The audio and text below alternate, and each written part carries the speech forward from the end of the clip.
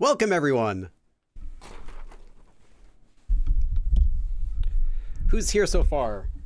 We've got a, we don't do too many, but today we have an advanced lesson today, which I'm really looking forward to because I've never done this topic before, really, in detail anyway. I've mentioned it briefly. I mentioned it really briefly at the end of my lesson several years ago when I taught the Kaldin form separately. I briefly just said one word about this form, but I've never taught it in depth before. So this is going to be the first time on my channel. So I'm looking forward to having a lesson about it finally. How's everyone doing? Hey, Aniki. I see a few other names that I recognize. Welcome. Where's everyone watching from today? It's always different every time. We get a lot of people from different countries every time I do these streams.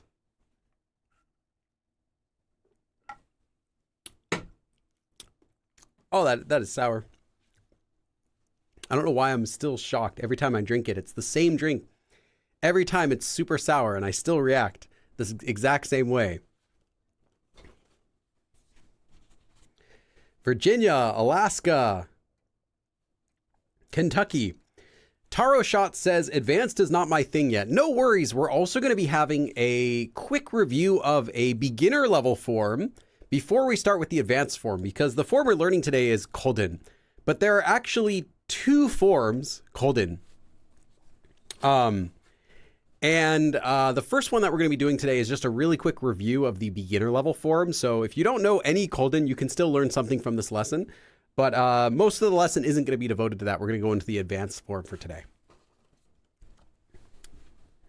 Kentucky, Netherlands, Biguk. Wow, I wonder where that country is. Sounds far away and foreign. France, Wales, South Carolina, Mississippi, Iran, Nashville. Is the KFC, hopefully this isn't insulting to anyone who's from Nashville, but KFC had for a short time Nashville style fried chicken. And now it cannot actually be Nashville style chicken, but I kind of miss it. It was actually pretty good, even though I'm sure it wasn't anything like it. But if someone's from that area, if you tried it or know what I'm talking about, how was it? Was it okay? Was it offensive? Italy. Let's see. Venezuela. Sweden. Israel. Mike says, no, come here. Try Nashville chicken.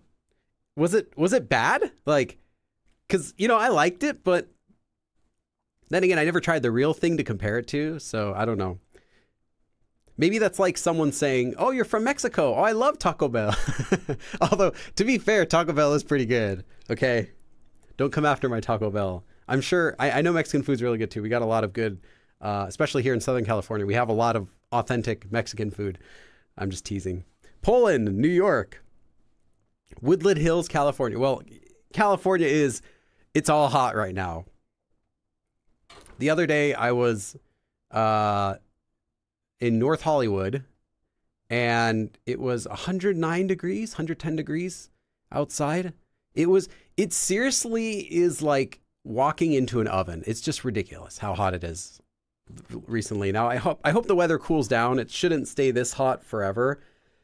Typically it's this hot in right around like August until September, but by the end of September usually weather kind of cools down a bit. Like it'll be warm but not like crazy hot. It's just been ridiculous though lately. Kenya,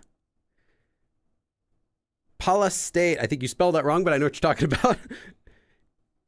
KFC isn't good though. Remember like 1990s it was okay. Now it seems dry. Okay, KFC is not very good outside of in the US, I'll just say. KFC in the US is like, the biscuits are okay. It's edible. I think it's not terrible food or anything, but the chicken just leaves something to be desired. It's like, I wanted something better. Every time I eat it, I kind of feel like, well, it was okay, but I wish it was better. Now, if you get KFC in Korea, it's a little bit better. Because in Korea, there are so many restaurants that sell chicken, fried chicken already. Korean has had chicken as a traditional food item ever since black soldiers brought it over during the Korean War.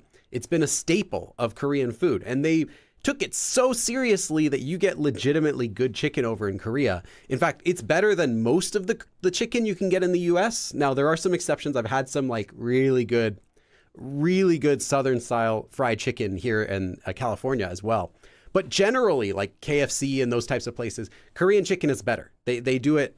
They take more caution when they make it. They take it more seriously. So I think KFC in Korea, as a result, being in that environment, it's actually pretty good. So when I'm in Korea, I'll have KFC sometimes, maybe like once a month I'll have it. But here in the US, I can't remember the last time I had KFC. It was probably like 4 years ago during COVID because they had some special or something like that.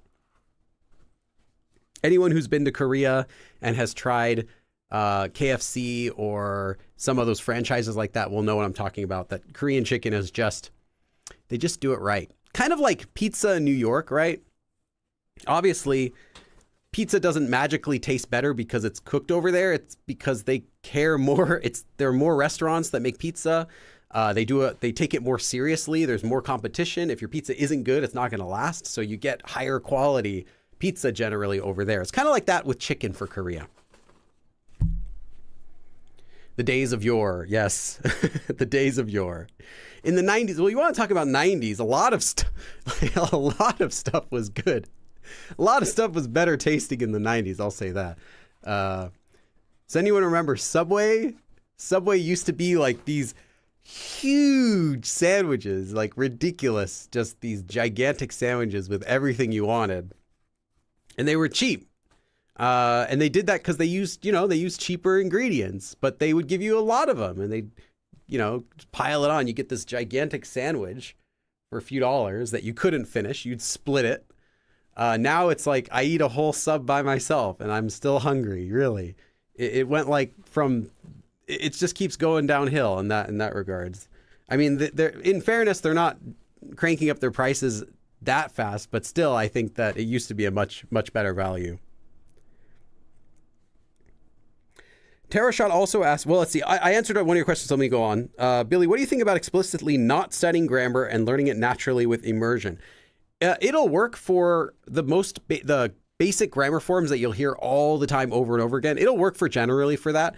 But if you don't want to be stuck in that beginner level of speaking forever, at least for years and years, then you have to study it on your own. And so there's no reason to not study grammar. Like, it's true, you can pick up vocabulary from just landing in Korea, trying your best to speak with people, listening to what they say and talking with them. You'll learn Korean that way too.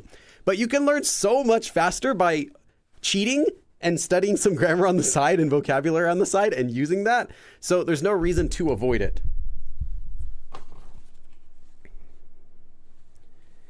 Let's see. Keith says, I can't remember if I've asked, but does Korea have grilled chicken or less greasy fare? Yes.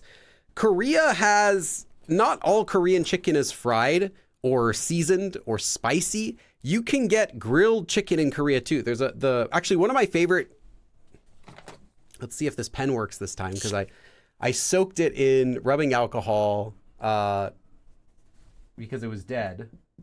Yay, came back to life. I had 4 of them and 2 of them were still dead, but this one kind of worked, but I didn't actually try riding with it much. So, okay, Kumne chicken, this is not sponsored. I wish Kumne would sponsor me. Please, Kumne, sponsor me. I love your chicken. It's one of the chicken brands in Korea. I think I spelled it right.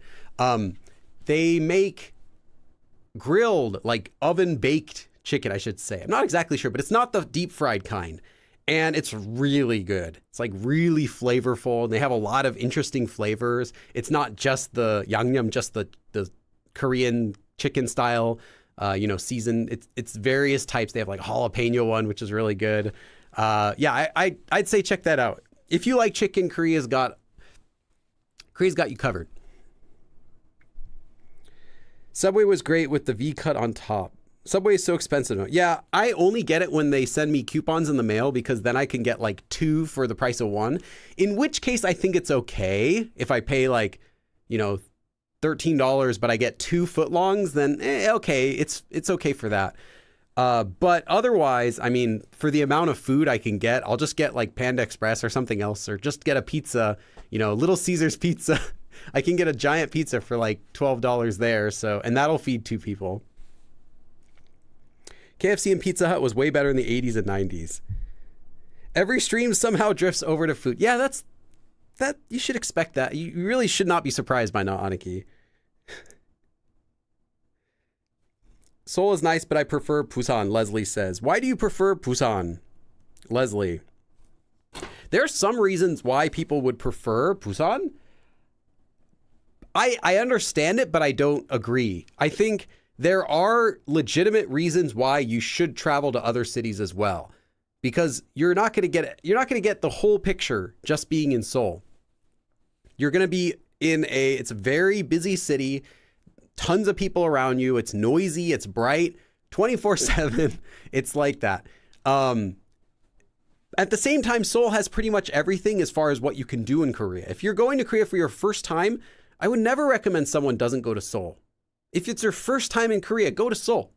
If you've been to Korea a lot, or you're someone you've already been to Korea, but you prefer like nature stuff. You don't care at all about the stuff you can do in the city. You don't care about all the Korean food. You don't care about the Korean events. You don't care about even meeting your Korean friends there. Nothing. You just want to see Korea in its natural splendor, the beauty of Korea, then don't go to Seoul. Then I would say don't go to Seoul. Because Seoul, you get pretty much none of that. Besides a few, there are some mountains. You can do decent hiking around Seoul. Believe it or not, there are a lot of mountains you can climb that are pretty short. You can do in one day. Besides that, though, if you want to see like hills and countryside and all that stuff, literally anywhere else is better for that. Busan, though, is not the place you want to go for that, which is why I don't quite agree with it, because Busan is great for the coastal side of Korea. Like it's kind of like it's a less busy version of Seoul. There's less stuff to do, but in exchange for all that, you're next to the ocean. But for someone like me who literally lives next to the ocean, I can drive there in like 30 minutes if I want. In LA, anywhere in LA, you can get to the beach in less than an hour, as long as there's not too much traffic.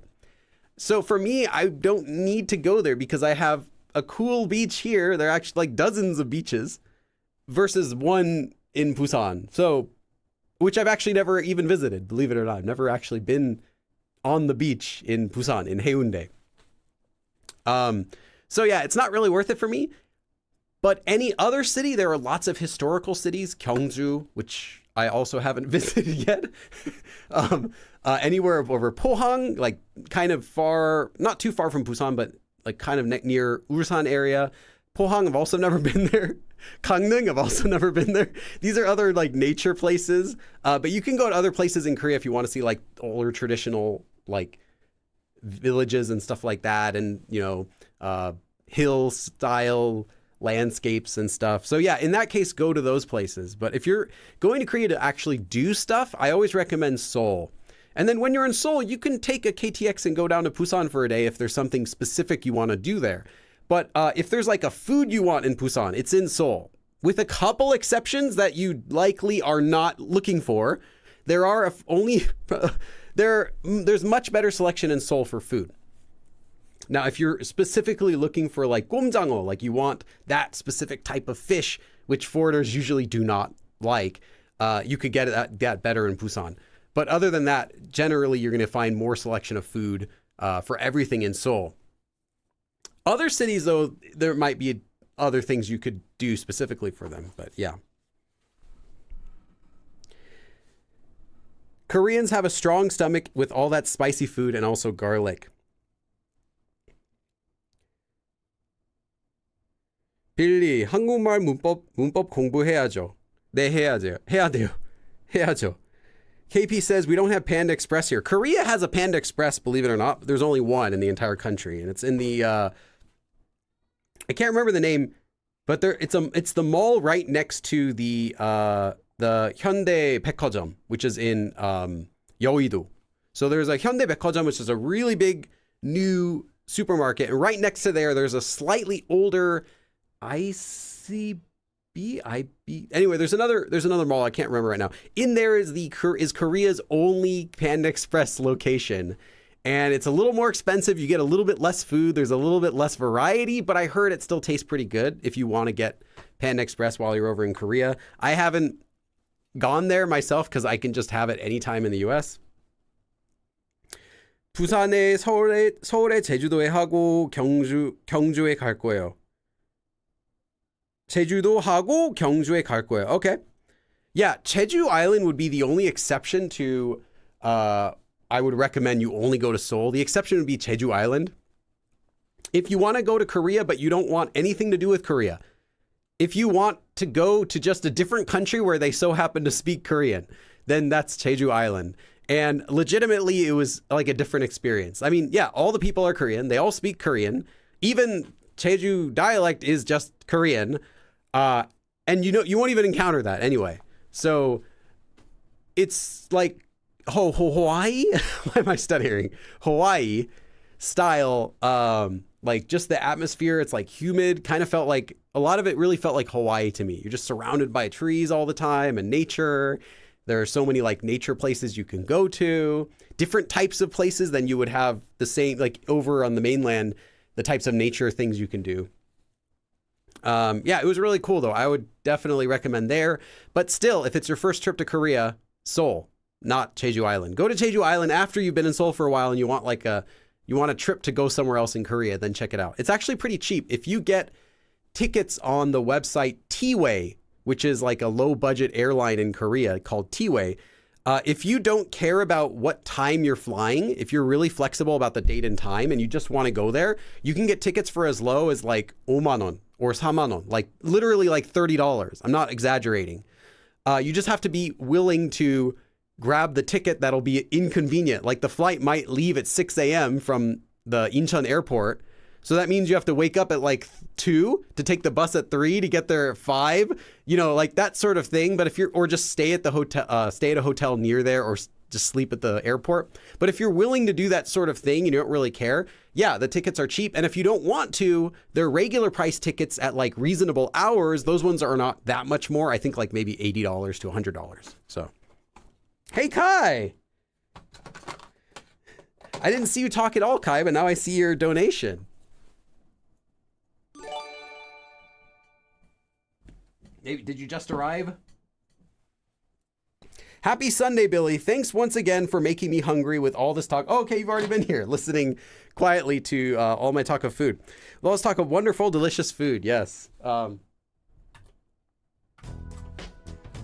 2, 3, 4, 5, 6, 7, 8, 9, 10. Thank you again, Kai. Yeah. Every time I do a stream, it always devolves into talking about food. There's just so much good Korean food out there. And I just edited. Hold on, let me see if I... Oh, okay. Well, I'm going to be uploading it probably next month, but I edited a video where I went down to Daegu also.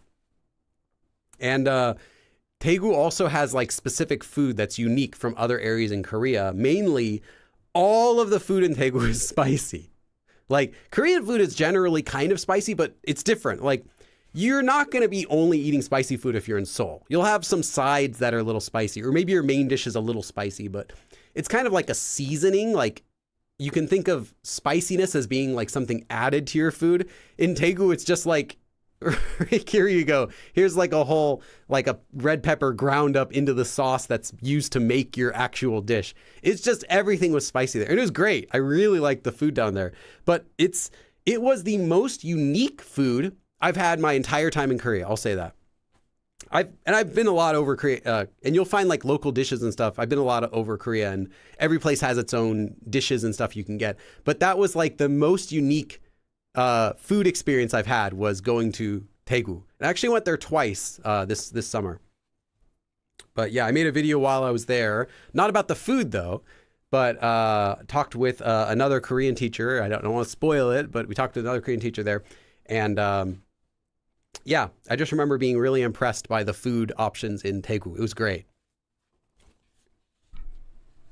Our second trip, so we expanded out where we're going. We only went to Seoul and Busan the first time. Okay. Yeah, that sounds like a good idea then. And I love it. It always reminds me to eat because I tend to forget until I'm starving. I used to do that. Forget to eat. It happens. Sometimes you're getting really involved in doing something. You just kind of forget about it. Okay. We're not going to start yet. We're going to start in about 5 minutes. So just waiting for some more people to come in. Then we're going to start our lesson. Make sure I have everything. Oh yeah, I need to address something. So I sometimes hear people bugging me about something. They say, Billy, you're always wearing that hat. Like all the time. And I've talked about this before. Sometimes people bug me. They're like, Billy, you're always wearing that hat. You should take off the hat sometimes. So I thought, yeah, I think just for today, just for a little bit, I think today I will show you what my actual hair looks like. I'll do a hair reveal. All right. So let's do a hair reveal. Let's prepare. I'm going to show you my hair. Just give me a second. I'm going to take off my hat here. Hold on. Every time I take my hat or put it on, it like messes up my hair. So I gotta just adjust things so it doesn't look too weird. Okay, I think I can brush it over here. It always gets in my hair. There's a reason I wear a hat. It keeps all this hair out of my eyes. So yeah, I just felt like I'd be a little more honest with you guys and show you what my real hair looks like. Yeah, but you can clearly see why I wear the hat, because if I don't, it's just covering my face, right? No one would take me seriously because you can't even see my face. So yeah, I figured I'd just show you this. I'll put it back on in a second, but just don't make fun of me, okay? I'm really self-conscious about my hair. Let's see. Leslie says, my first trip, I did 4 days in Busan, 3 days on Jeju, and 7 days in Seoul. That sounds great.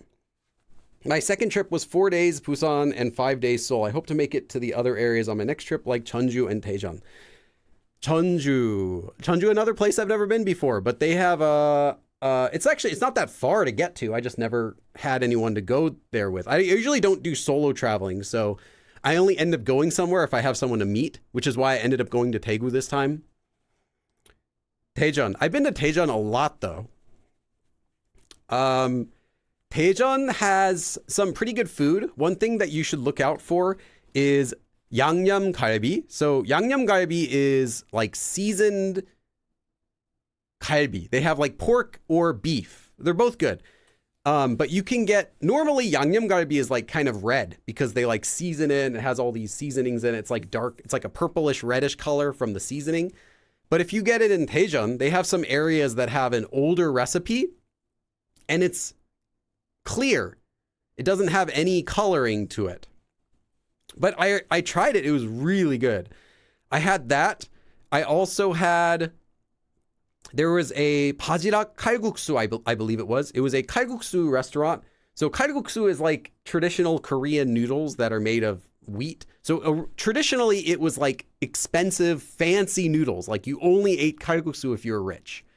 And there's a type of it called Bajirak, which is like a kind of a shellfish. And you can share it with your friends. But there was like a little shellfish, and it has tons of that in there. And Daejeon has a really old restaurant that serves that. I think it's like from the 60s or something like that. It's just like a really old restaurant for kalguksu, and it's super good. And they also shinbi kim. I think it was shilbi kimchi. I'm trying to remember what it was called because I haven't had it in a while. Okay, I'm gonna double check this, so don't write it down yet. I'm just gonna verify that I wrote this correctly. Yeah, shilbi kimchi. So shilbi kimchi is a type of kimchi that legitimately is the spiciest kimchi you can find in Korea.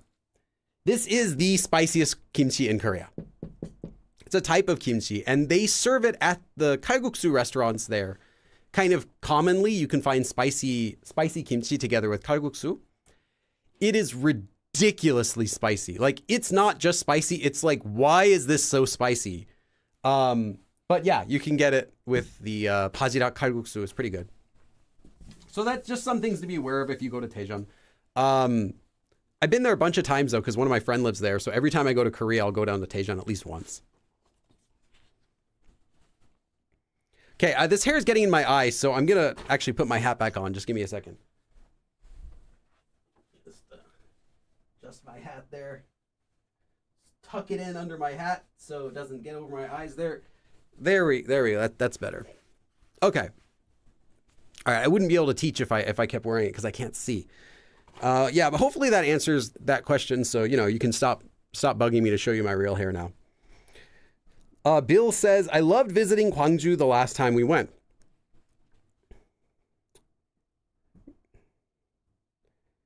The best hair in the industry shouldn't be hidden. Thank you. That's really nice to say. But yeah, like I said, if I take off this hat, if I even like so much as tilt it 1 degree, it's just going to all fall over my eyes again. I won't be able to see. Okay. Let's get started with the lesson. So let's get started. We are going to learn about 2 forms today that are both golden. The first one is a beginner level form. You might already know it, but we're just going to do a quick review. If you want to review this form in detail, I did a live stream on March 20th of 2022 in the lesson about verb endings, and I teach this golden form in detail. So right now I'm just going to do a really quick review so you know what I'm talking about. So the form is really simple. In fact, both forms we're doing today work in the same way. You take a verb stem and you attach koldin. And if you're being polite, you attach a 요 to the end. So verb stem, 하다, to do. Remember, you always start with the one that ends with 다, like that.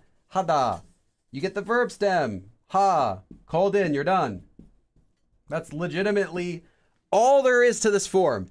There are no exceptions. There is nothing else you need to know about how to conjugate this. You take a verb stem, any verb stem, and you attach koldin. And if you're being polite, koldin 요. Now, this is used at the end of a sentence. So whether you end it with koldin or koldin 요, your sentence is going to be over at this point.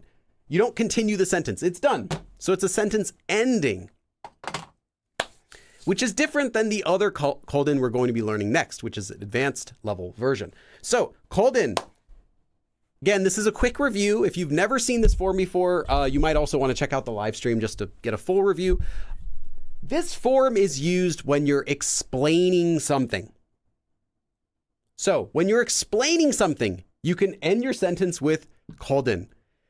One way to think about that, one more way to think about that, is you can translate any sentence that ends with koldin or koldin 요 as meaning, I'm going to be explaining something. And then whatever the sentence is. So if you're going to say something like 가다, to go, the verb stem is 가. 가거든요. 가고. I'm like gargling here by trying to say 가거든요. 가거든요. So I'm going. The nuance of that is, again, you're explaining that you're going. So it's like saying, okay, I'm going to explain something to you. I'm going to be explaining something. I'm going. Or you can translate this as, hey, it's because I'm going. So sometimes you'll see people translate this as a because form. It actually doesn't mean because at all, but because when you're saying because, it's often done when you're explaining something. Like, oh, you see, it's just because, like that. So I'm going to explain something to you. It's because. So this form is used when you're explaining something. There are some other ways, though, that this often gets translated. Again, it's for when you're explaining something. We have some other expressions in English that we also use when we're explaining something. For example, for your information. So FYI. FYI, I'm going. For your information, I'm going. Or maybe 안 가거든요. I'm not going. FYI, I'm not going. Just so you know, I'm not going. Hey, so I'm going to let you know something. I'm going to explain something to you. I'm not going. Or maybe, you know, it's because I'm not going. Just letting you know that. So again, explaining. Or maybe you could translate this as just something simple like, you know, so you know, I'm not going. Or maybe 돈이 없어요. I don't have any money. 저 돈이 없거든요. You know, it's because I don't have any money. I don't think I can go. Hey, I'm going to let you know something. I don't really have any money. FYI, I'm broke. So that's what this form is used for. Explaining. Anytime you see it, you can know that the speaker is just explaining something to you. So what does that imply? Well, this means then that whoever is saying it assumes or thinks that the person they're talking to does not already know this information, right? If I say FYI, or just so you know, or I'm going to tell you something, I'm not going to do that if I think you already know it, right? Like, I'm not going to say, like, FYI, I'm broke, but you're like literally wearing rags on the side of the street and you're holding out like a can for begging for money. Like, it's, you know that. You're only going to use it when you assume the other person who you're talking with doesn't already know something. So if someone's talking with you, and let me try to think of a quick example. You want to say, like, Korean is difficult. 한국어가 어렵거든요. Like you by saying that, you're assuming, you're thinking that the person you're talking to doesn't know that Korean is difficult, right? So keep that in mind. Explaining and everything that comes with that. So it's assuming that they don't already know it. Okay, so let me give you one quick example. There's only one sentence for this form because it's the beginner level form. We'll have a lot more sentences for our advanced level version, but this is just a quick review again.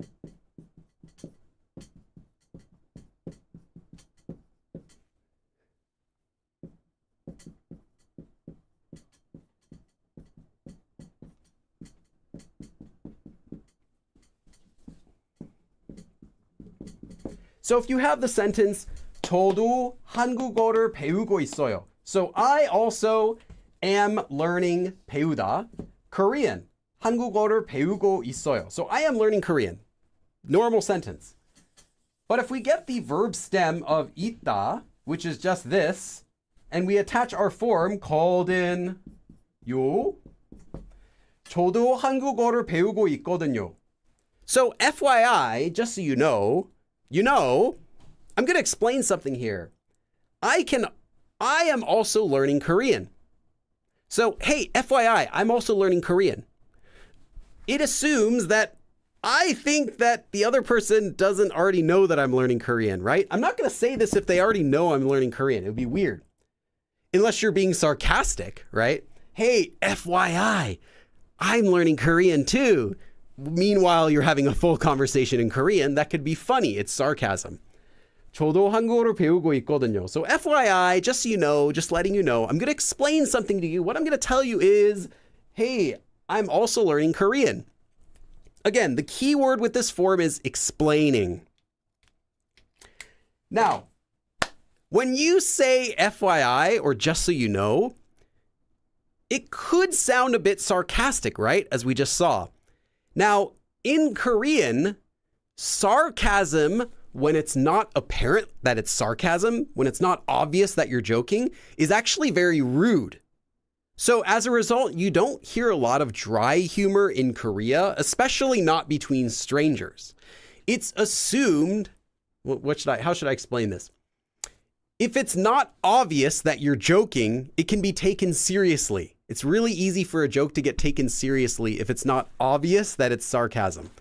So if you were to use 저도 한국어를 배우고 있거든요, with that downward intonation, 있거든요, you're just doing a downward intonation. This sounds like, hey, FYI, I'm also learning Korean.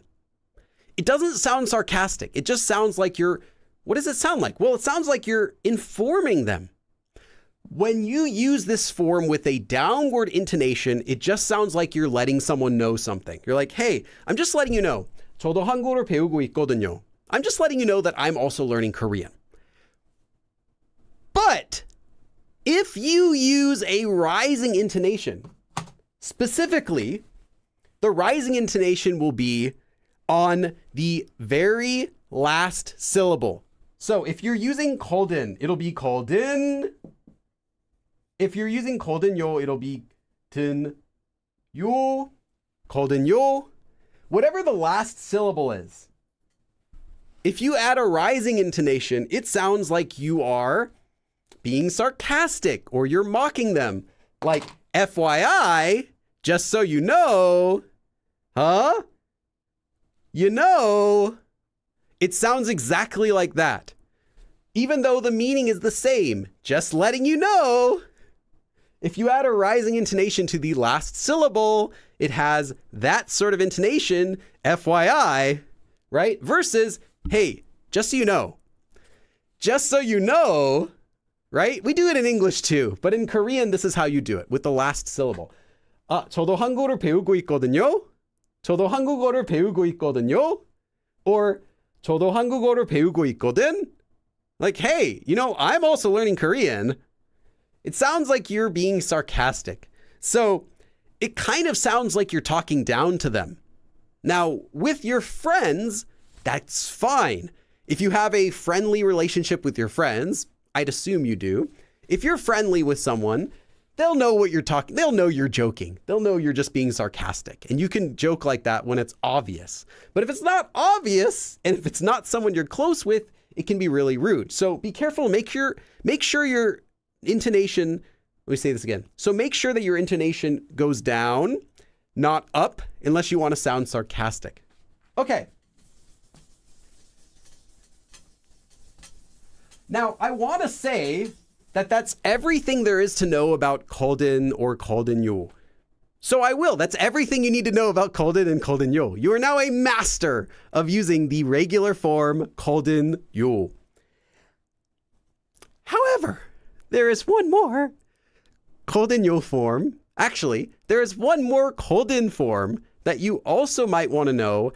This one is advanced level, and it is less common. You may never encounter it unless you're already having full, fluent conversations in Korean and listening to a lot of natural conversations. I'm going to go over it in just a second, though. I want to take a quick break and look at the chat, make sure we're not going too fast here before we move on.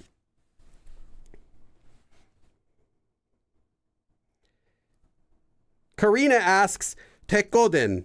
Yeah, that's just the past tense of 됐어요. 되었어요 or 됐어요, depending how you're doing it. 됐어요, 됐습니다, 됐습니다. I'll just write it here. 됐습니다, 됐어요, 됐어 is no thank you. No thank you. It's when you're denying someone something. Like if someone's trying to sell you something on the street, 됐습니다, no thank you, I'm not interested, 됐어요. If you want to be rude, 됐거든요.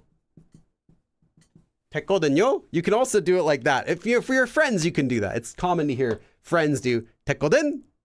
Like, hey, let me think. Do you want to, how about you buy me lunch today? And they're like, oh, okay, yeah, sure, that sounds good. Okay, can you buy me sushi? 됐거든? 됐거든요? Like, no thanks. So it's the same thing. Like, hey, just so you know, no thanks. It's just a more direct way of telling someone, like, hey, I'm going to let you know something. I'm going to explain something to you. No. Let me put it a way that you'll understand. No. That's what it has the intonation of.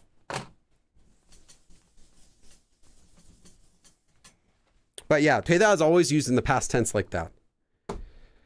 Keith said, if the other person does know, is it likely to be taken badly due to you assuming incorrectly? It could be, depending on what it is. If it's something that's obvious, like you think they don't know, but it's something obvious, they could be offended that you think they don't know it. Yes. So you use it, like I said, it's used for explaining something. So if you explain something to someone that already knows that, it can sound rude, no matter how you say it, no matter what intonation you use. But at the very least, still use that downward intonation so that there's a less chance that they're going to think you did it intentionally, because they'll know, like, oh, they probably didn't know legitimately that I already knew this. So yeah, it does have that same intonation, that same nuance that you can have in English. Unbi says, since you're live, I just want to say thank you, Billy. I had so much trouble before, but you make learning so easy. That's nice. Sometimes in dramas, I've heard characters say, 아니거든. That is 아니다.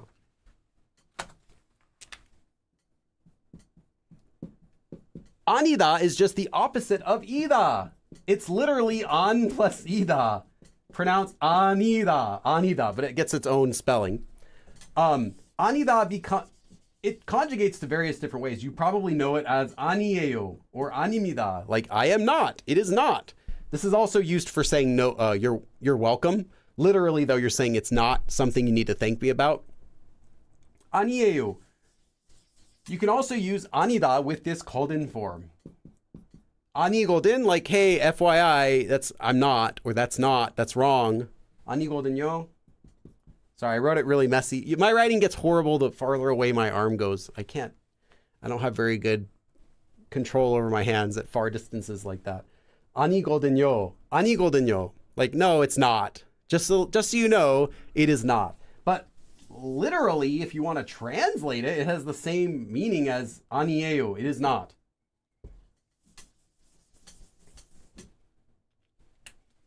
Okay.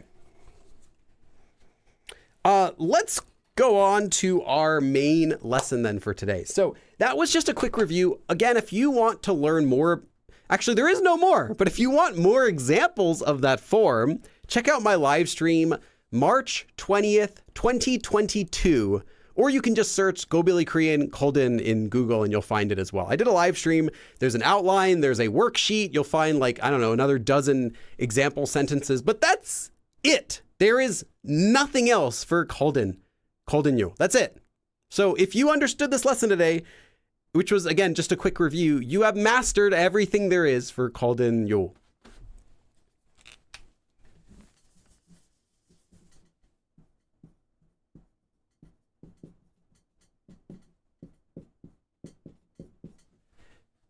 Let's go on to another form. It suspiciously looks just like our other form we did. But hold on. Where's the you? It's not there.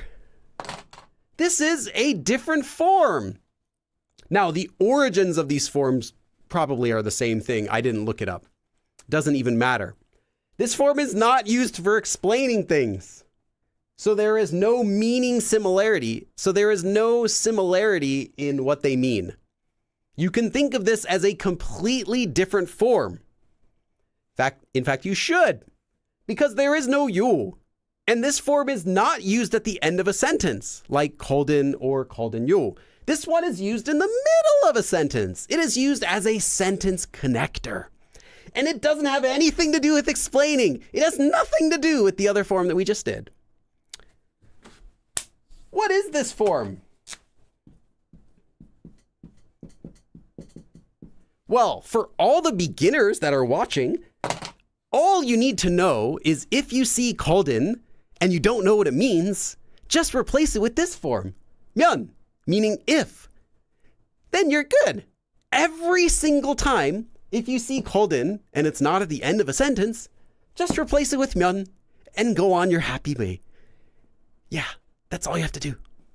It's easy, huh? And there is no exception. If you see kolden and you're like, what does it mean?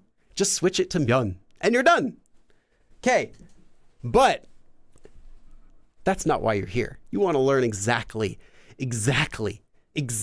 when and where to use this form. And in fact, you cannot switch myeon to kolden in every case.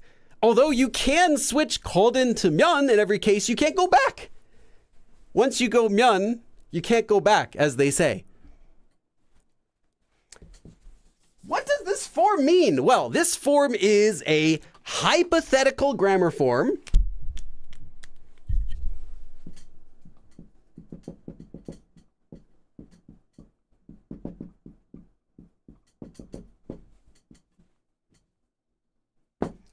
I'll write this here.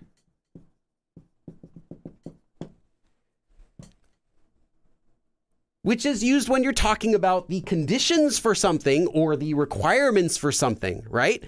What are the conditions for that happening? What are the requirements for something to happen? So it's hypothetical, just like myeon, just like saying if, right? So what it means is, and I want you to write this down, what it means is if or when, again, because it's from myeon, if or when something actually is or something actually happens. So if something actually happens is what this form means. Or you can think of it as if or when whatever conditions, whatever the verb is, whatever these conditions are met. That's what this form literally means. So again, if or when something actually happens, or if or when certain conditions are met.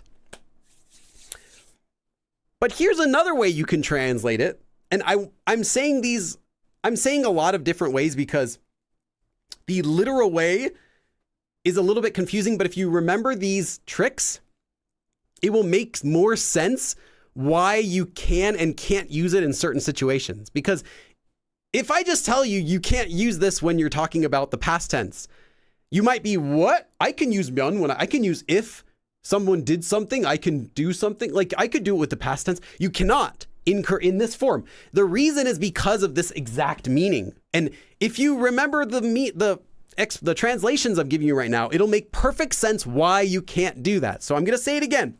So again, the first is if or when something actually happens, or if it's a descriptive verb, if or when something actually is, like it is that way, or if or when these conditions are met.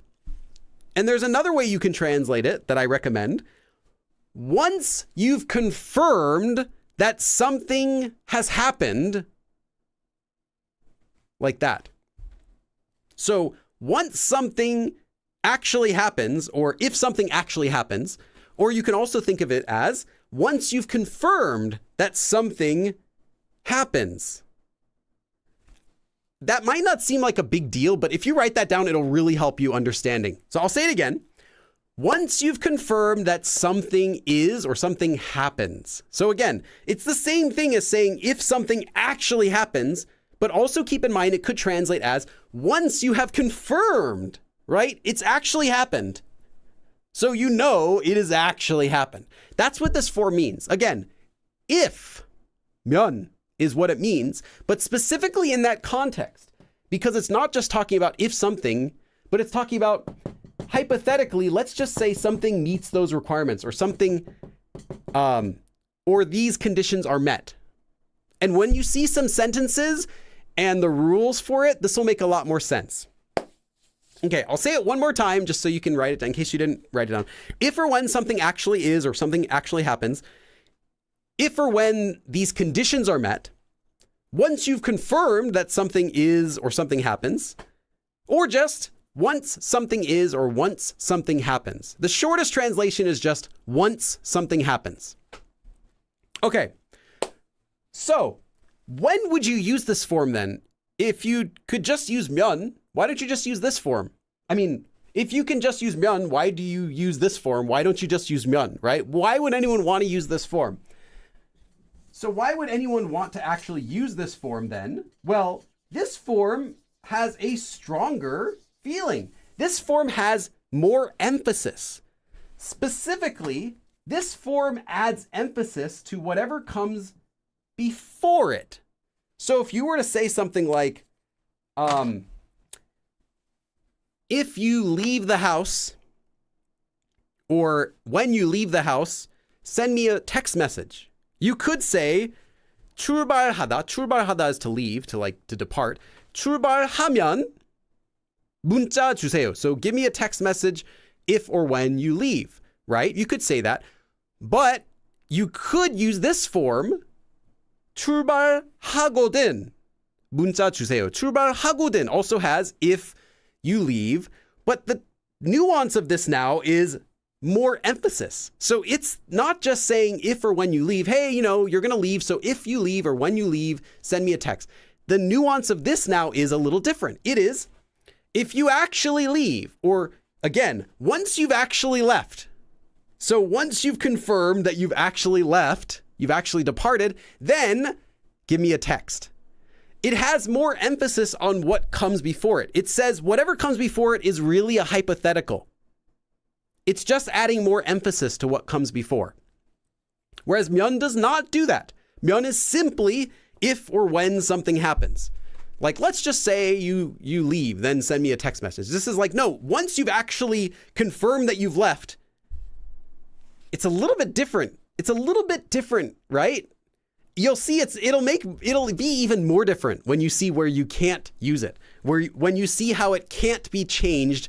When you see how you can't swap 면 with 거든 in every case. Although you can go back, any sentence that has 거든 you can change to 면, but not vice versa necessarily.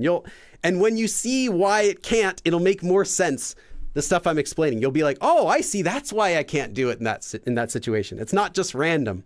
Okay. The next thing you need to know is also really important. And the next thing you need to know is maybe the most important thing that you should ever learn about this form. And that is, this form is not really commonly used. It's not that common. It is semi-common in written Korean. Even today, you'll still see it. But it's not very common in spoken Korean. It's especially not very common in regular everyday conversations. You're not going to hear it. That doesn't mean you won't see this or hear it, though. You will encounter it. If you're doing a lot of native level listening resources and reading resources, you will encounter this form a few times. But you're not going to encounter it every single day. If I went out on the town and talked with 100 Korean people on the street, I wouldn't hear this form once But if I'm still living in Korea, eventually after a few months, I'll hear someone say it in passing about something. I'll read it somewhere in a book or in an explanation for something. You'll see it. It's just less common. So keep that in mind. This is not a form you're going to be using now in every sentence. Billy taught me this advanced form. I'm going to use it in every sentence and people are going to think my Korean's incredible. Don't do that because it's kind of a bit unnecessary. It sounds a bit unnecessarily fancy if you use it. Okay, so I've explained what it means as well as the nuance, as well as how often it's used. How is this used? When might you want to use this form? Well, most often, pretty much every time, this form will be used when the sentence ends with a command or a suggestion. So you'll have something called in and then a command, do it, or a suggestion. How about do this? How about we do this? How about you do this? Some sort of suggestion. Most often it'll be just a command. If something happens, once you've confirmed that something has actually happened, then do this is the most common way you'll see this used. Like 99% of the time, it's gonna be that. That doesn't mean it's always used that way though, but typically if you just know this, you're gonna be okay. So this has a really common, this is used sometimes in conversation and writing as an emphatic way to say, once something has actually happened, then what I want you to do is this. So it has that feeling. Once this has happened, then do this. It's more emphatic than just saying, if you leave the house, then contact me. Now you're saying, once you've actually left, give me a call, right? That's the difference. That's the main difference. That's why you would use this form over myeon. Ad Astra! To the stars. To the stars. Can't stay. Happy truth. A bit early, yeah. A bit early, isn't it? Like still a few weeks left? Speaking of which, what am I doing for Chuseok this year? Thank you, Ad Astra. I'm going to do a 50 dabs real quick before you leave. 1, 2, 3, 4, 5, 7, 8, 9, 10, 1, 2, 3, 4, 5, 6, 7, 8, 9, 10, 1, 2, 3, 4, 5, 6, 7, 8, 9, 10, 1, 2, 3, 4, 5, 6, 7, 8, 9, 10, 1, 2, 3, 4, 5, 6, 7, 8, 50. Hopefully you're still there. Thank you, Ad Astra.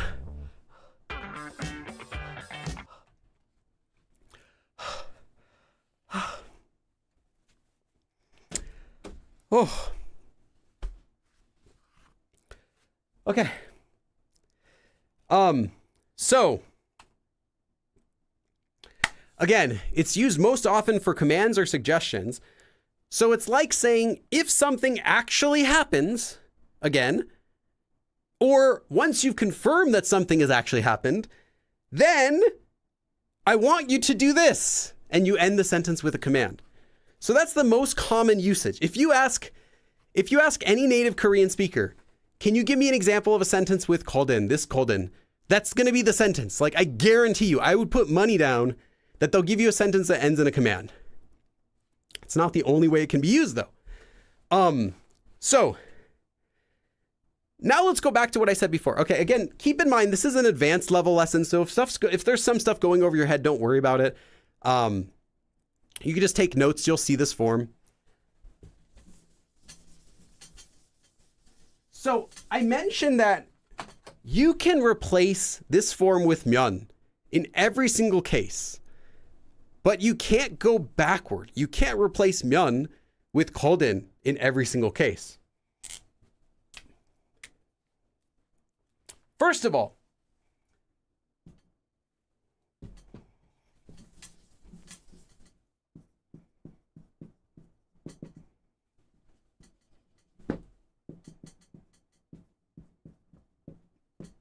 if you're making an assumption or a guess, like, it would be great if, or I would love if, or I guess that would happen if you're making an assumption, you're making a guess about something, you cannot use called in.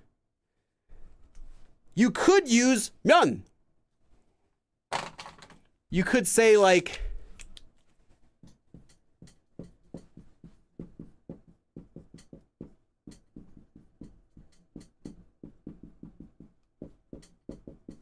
비가 오면, so literally, if it rained, 좋겠어요. It would be good. It would be good if it rained, which is how you say, I hope it rains. You're making an assumption or a guess. You wouldn't say 비가 오거든 좋겠어요. Like, it would be great. Once you've confirmed that it's rained, it would be great. It sounds awkward in English. It sounds awkward in Korean too. And if you kept that translation in mind, you'll see why. I'm going to give you some more examples. You can't use this form to say like, it would be great if, or I guess it would happen if, because that's an assumption or a guess. So you cannot use it for that. You can use 면, but you cannot use 거든. Also,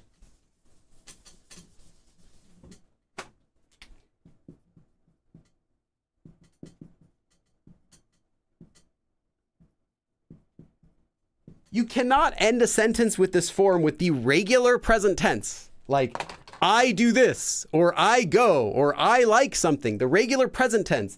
좋아해요, 가요, anything like that. You cannot use it. The reason is, well, you can use 면, but let me give you an example. If you were saying something like, let's say,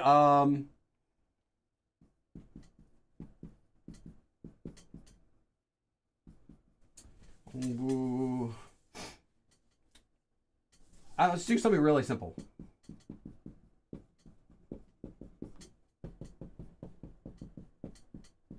파티에 못 가요. So I can't go to the party. 비가 오면 파티에 못 가요. If it rains, I can't go to the party. You can say that. 비가 오거든 파티에 못 가요. You cannot say that. But why? Again, this is regular present tense. Why can't you use this with the regular present tense? Why can't you just say, like, if something happens, I won't do something, or I don't do something, or I do something, or something happens? You can't do that because think of what this form implies. Again, it doesn't just mean if. As I said, it's if something actually happens. So what we're saying is, once something happens, right? Once you've confirmed that something has happened, then now this happens. Happens. Again, present tense, happens. Sounds awkward. Like if something, once you've confirmed something happens, then this already happens right now. The tense doesn't match. It sounds awkward. So you cannot use this to say regular present tense statements. Like I do something, or that person goes there, or this is something. You can't do it because it grammatically sounds weird. And that's the reason, because the original form called in implies once you've confirmed something, or once it's actually happened. If it's actually happened, maybe something will happen, right? Not something's already going on, because it hasn't matched yet. It hasn't happened. So you can't use it with regular present tense. Also, while you can use 면 with past tense sentences, like if something happens, then something. 비가 왔으면 좋겠어요. So I wish it rained. 비가 오면 안 갔을 거예요. Like if it rained, I wouldn't have gone. You can use past tense with 면 in certain cases.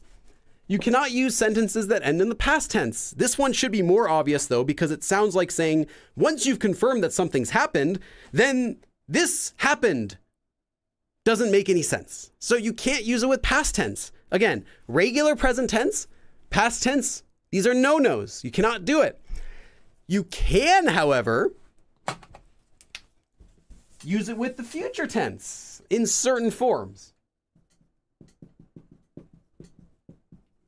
I don't even know. 것이다, 겠다, 것이다, 려고 하다. These are future tense forms that you can use it with specifically. Not every future tense form, but these ones are okay. However, you're not going to hear people using it very often like this, but it could be. What this implies is after you've confirmed, so once you've confirmed that something has actually happened, then I will sounds okay. It's not used that way though very often, but you can use it with these future tense forms. Again, most often, the sentence will just end with a command or a suggestion. Pretty much all the time. So you don't really need to learn all of these extra exceptions I've given you, but I'm giving them to you anyway, so you can master this form. Why not? Someone might encounter a sentence that ends with one of these forms and be like, wait, I thought I could only use it with commands. That's not true. Yeah, it's because you might hear it with these. It's just really not common. So if you have a sentence that ends with a regular present tense or past tense or a different future tense form that uses myeon, you cannot switch it to koldin. But any other case you can. Okay, so hopefully now you've mastered the whole form. Thanks for coming. Have a nice day. Now we got to do some sentences, right? I've shown you how it works and what it translates as, but we haven't actually done a single example sentence. So let's change that. I'm going to give you an example sentence. Actually, you know what? I want you to make the sentence. Give me a text message once you leave. I'm going to give you the verbs. You can use 출발하다 for to leave, as in this one actually means to depart, but it's commonly used to say like to leave from wherever you are. So once you've departed, it doesn't mean that departed. It means like started going somewhere. Literally, 출 is exit, 발 is to like to go out, like to begin doing something. So once you've started leaving. So I want you to make a sentence. Once you've left, or once you leave, actually I'll say, give me a text message. Text message is spelled as 문자. It's pronounced as 문자. 문자 is a text message. Believe it or not, people still do send text messages sometimes. Though I'll give you another word. Most of the time though, people use the verb 카톡하다. Or just sometimes 톡. But 카톡 is KakaoTalk. So people use 카톡해, like send me a 카톡, or 카톡할게, I'll send you a 카톡 later, because they use that instead of 문자, but some people still use 문자 as well. So I want you to make this sentence. Okay. Make the sentence. Once you have left, so once you leave, again, it's just the verb stem, don't do anything fancy with the tense. Once you leave, send me a text, or you can do send me a 카톡 if you want. Make a sentence. I can't give you all of these sentences. Did I just step on something? Oh, it's like a piece of plastic or something. Oh, okay. I don't know where that came from. I can't give you all the sentences because some of them are a little bit longer, but at least I can give you this first sentence. 출발하고든 문자 보내세요. Nice, Keith. Aniki, perfect. Karina, nice. 보내세요? Come on, don't do that. That would be rude. If you used honorific, like 보내세요, but you make it 용, it's like, it would be like you're talking with your older coworker who you're close with. You're like trying to be polite by being formal, but you're making it cutesy. Don't do that, please. As your Korean teacher, I'm not offended because I know it's not for me, but a Korean would read that and they think it's kind of weird because they're like, unless, like I said, unless you have that relationship, is there like still one of my real hairs stuck to my face from before when I showed you my totally real hair? Anyway, a Korean person hearing that would probably be like, this is kind of weird because it's like cutesy ending, but it's very polite. Anyway. If you already knew that, though, then never mind. Nakita, again, it has to be used with a command. So it's not, I will send you a message, 보낼게, but it's send me a message, 보내, or 주세요, or 보내주세요, or anything like that. And Edouard, 카톡하다 is a different verb. 문자 is a text message. 카톡 is a kakao message. So people say 카톡하다 is to send a 카톡 message, like I'll 카톡 you basically. 문자 is separate. You can say give, 주다. 문자를 주세요. You can say that. Okay, I'm going to give you an answer.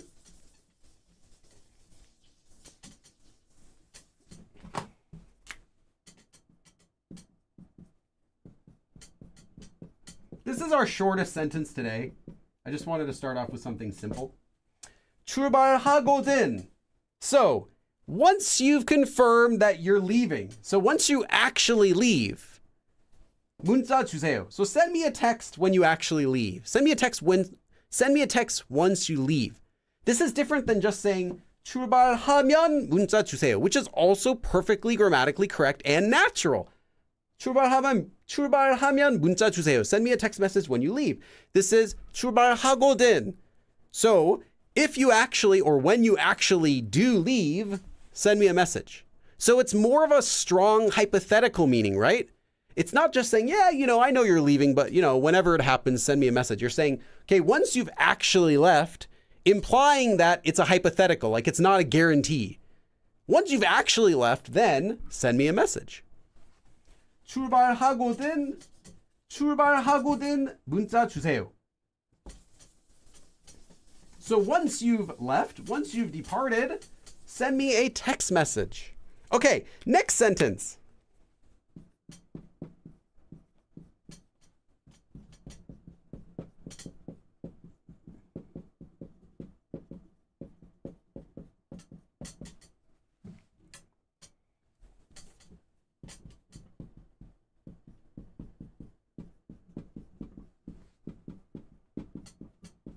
I think this pen is dying again. It died and then I brought it back to life, but now it's... It's like, did anyone see that horrible movie in 2000, The Time Machine? I think it came out in 2000. Does anyone know what I'm talking about? Oh my goodness. I've seen several movies in the theater where I legitimately wanted to walk out. It was just so bad. But this was like one of the worst movies I've ever seen that I didn't walk out of, that I didn't fall asleep in, because it wasn't boring. It was just bad. It was just a bad movie.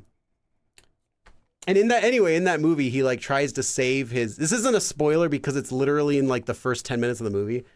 He's like trying to save his girlfriend or his wife, her life, and she keeps dying. He keeps going back in time trying to fix it. And I'm like, I could just go back. It's a really long reference. I could keep going back and fixing this pen over and over again, but it's just going to keep dying. That's just it's just reminded me of that classic movie. Okay. Okay. 집에 먼저 도착하거든. So 집에, at home. 먼저, first, as in before anyone else. 먼저, 도착하다, to arrive. So 도착하거든. So once you've actually, or hypothetically, if you actually end up arriving home first, 창문, the window, 좀 is just a softing. This one is just a word to make a command soft. 좀 means a little, but it's just used before a command to be like, hey, could you 좀 닫아주세요. So please close the window if you end up getting home first. So once you've arrived at the house, or if you end up arriving at the house first, please close the window. Implying like, hey, if it actually occurs that you arrive home first. So in the event of, again, if the conditions are met, the condition is, or the requirement for this is, if you actually arrive home first. Again, it's for conditions or requirements.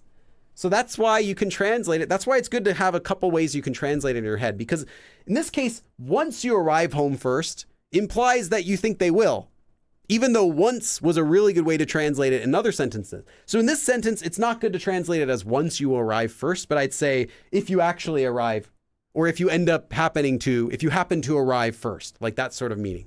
Implying like if it actually does happen. 집에 먼저 도착하거든 창문 좀 닫아주세요. So if you happen to arrive first, please close the window.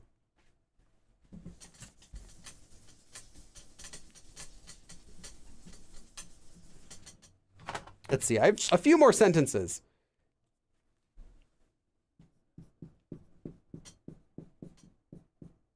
절 is just 절을.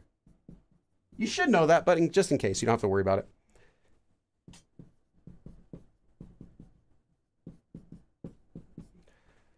봤냐고 묻거든. 거든 못 봤다고 해주세요.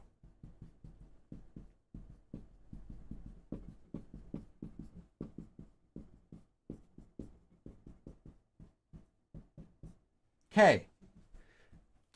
누가, as in not who, but this is 누구 plus 가. So 누구 is someone. 누가, so someone plus 가. So if someone, 저를 봤냐고. Did you see me? 묻다 is 물어보다, to ask. 묻거든. So if someone, actually, if it happens that someone asks if someone has seen me. So again, if it actually happens that someone asks if you saw me. Again, 누가 is someone. 누구 plus 가. Then 못 봤다고. 못 봤어요. As in literally I couldn't see, but this is how you say you didn't see someone. 못 보다. If you say 안 보다, it's like I didn't look. 못 보다 is like I couldn't see. So that's how you say I didn't see someone. You're not saying that they were there and you just 안 봤어, you didn't look at them, but you're saying I didn't see them because they weren't here. I couldn't see them. 못 봤다고 하다, to say. 해주세요. So please say that you didn't see me. If someone happens to ask, or let me say this again. If actually someone asks if you've seen me, please say 못 봤다고. Please say you didn't. So if someone asks if you've seen me, say that you didn't, please. 누가, again, someone, 절 봤냐고 묻다. To ask, did you see me? 묻거든. So if it actually happens that if someone actually asks if you saw me, if someone asks if you saw me, please say you didn't. So hey, if anyone asks if anyone asks if you saw me, just say you didn't. Like that. You don't want to be seen. You don't want anyone to talk to you. But you see your friend like, hey, 누가 저를 봤냐고 묻거든. 못 봤다고 해주세요. If someone asks, if it happens that someone asks if you saw me, just please say you didn't. 누가 저를 봤냐고 묻거든. 못 봤다고 해주세요. I'm going to leave this one up for an extra minute because this is quite long.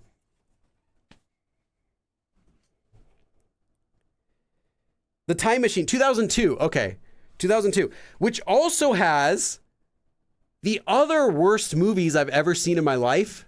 Was it 2002? Let me see. Hold on.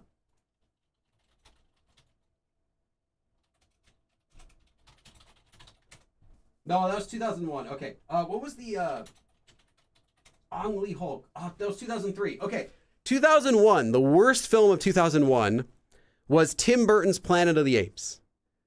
I watched that movie in an empty theater with my sister, and the whole theater was empty. It was that bad. We didn't see it later. I think we saw it like 2 weeks after release, but there was no one in the theater. So the whole time during that movie was playing, 2001, I was just making monkey noises in the theater. It was bad, just so we could laugh at something.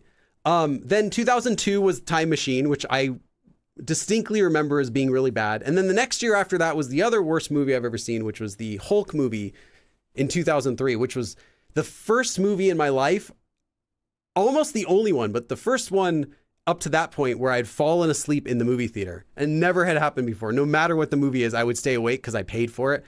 No, that I was defeated. Planet of the Apes. This is not Planet of the Apes hate. That movie was bad. I like Planet of the Apes. I hated that movie. And I even like Tim Burton in general. Some of his stuff. Although I haven't seen the new Beetlejuice movie yet. So at least, still up to debate whether I'll still like him. But I'll see that movie maybe next week.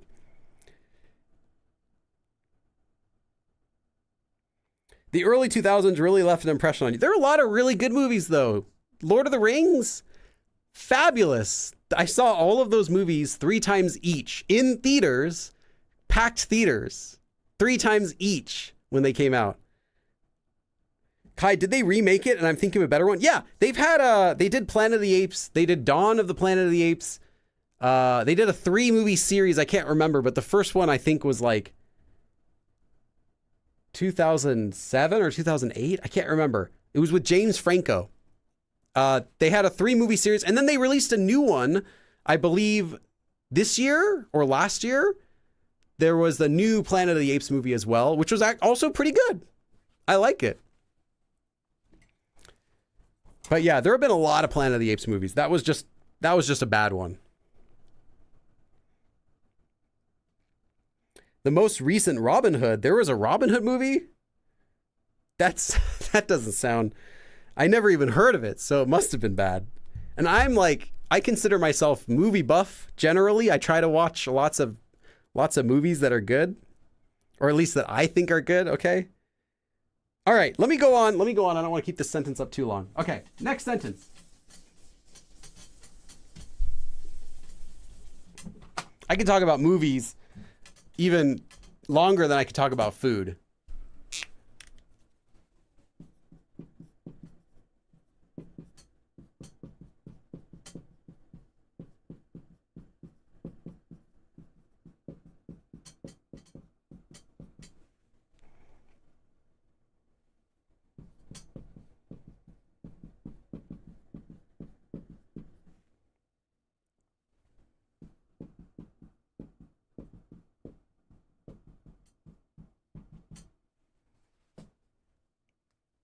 Okay.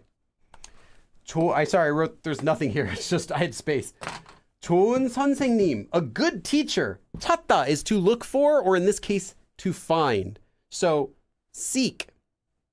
If you are seeking, in this case, if you find a good teacher, 저한테, to me, 저에게, 저한테도, so also to me, 알려주다. To inform, to let someone know. So 알려주다 is used with to, as in 에게 or ante, to a person. Literally inform to someone. That's how you say, let me know, let that person know. So if you find a good teacher, let me know too. Or specifically, if you actually find a good teacher, it's hypothetical. Or maybe once you've confirmed, once you're sure that you found a good teacher, please let me know too. 좋은 선생님을 찾거든 저한테도 알려주세요. 좋은 선생님을 찾거든, not 찾거든, sorry, I'm like doing my intonation from the other called in form. 좋은 선생님을 찾거든 저한테도 알려주세요. So if you find a good teacher, please let me know too. 좋은 선생님을 찾거든 저한테도 알려주세요. 좋은 선생님을 찾거든 저한테도 알려주세요. If you find a good teacher, please let me know too. I'll leave this up for another second. The movie, oh, yeah, no, I was smart enough. I'm not calling you dumb. I'm just saying I made a smart decision by reading the reviews before I watched it, because I have been burned by M. Night Shyamalan Ding Dong way too many times to count. I don't trust any of his movies. He has made... Like, no offense to the guy, he's happily making what he wants to do. And I admire that. He is doing whatever he wants. Like, that's the dream, really, as a director, is not worrying about what critics think so much, just making the movies you want to make. He has made one good movie in his entire career, in my opinion. Some people might say Unbreakable. I didn't like it that much. I thought it had a cool premise. I just don't think, it just didn't have an ending. Until he made the new one, which was garbage. And I thought Split was fun. And I've had fun watching some of his other movies, but not for the right reason. I've had fun because they're cheesy, not because they're good movies. Like, I enjoyed his movie Devil because it was cheesy. I enjoyed Signs because it was cheesy. It wasn't scary. And I also enjoyed Lady in the Water, which was a garbage quality movie, but I really liked it because it was so cheesy and he was just, making fun of critics and stuff like that. But he's legitimately had one good movie, Signs. So every time he comes out with a new movie, I'm like, nope, not going to see it. Not going to see it because it's not going to be good. And, the early reviews come out and they're like, oh, the movie's pretty good. Not bad. And then the real reviews come out. Oh, it's bad. So yeah, Old was another one. I was careful not to. The trailer looked amazing. I'm like, wow, this looks really, really cool. But nope, I saw his name. I know your name. You better change your name if you want me to see your movies. Maybe the real twist will be when he says it's directed by a different person and you watch the movie and it finishes and you're like, man, that movie was terrible. And then the twist will be like the director's name comes up and it's him. It's like, oh, Don't want to spoil. I won't tell anyone the twist. You don't want to spoil the movie. I love Split, but I think James McAvoy. Yeah, it was him. That's the only reason that movie was watchable, is because he's such a good. He was so. I don't even know if it's like such a good actor type of thing. He's just fun. He really like plays that role, all of those different characters in a unique way, and they're all fun to watch. So he was great. It was just like watching a stage play, that movie. His newest movie, Trap, I saw that too, but I knew it was going to be bad. See, I didn't have expectations for that. I just wanted to see Josh Hartnett, right? I just wanted to see him again. And he did a great job. That movie was trash, but he did such a good job. Sometimes he'll get really cool actors. Like, I just want to see the actor, even though I know the movie's going to be bad and make no sense. Okay.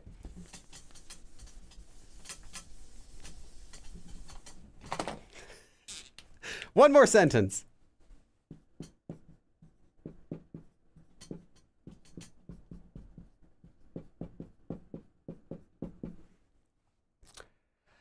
I want you to finish this sentence. 수업 is class or your lecture. Like this right now, what we're doing can be 수업. 수업이 끝나다, to finish. So once class has finished,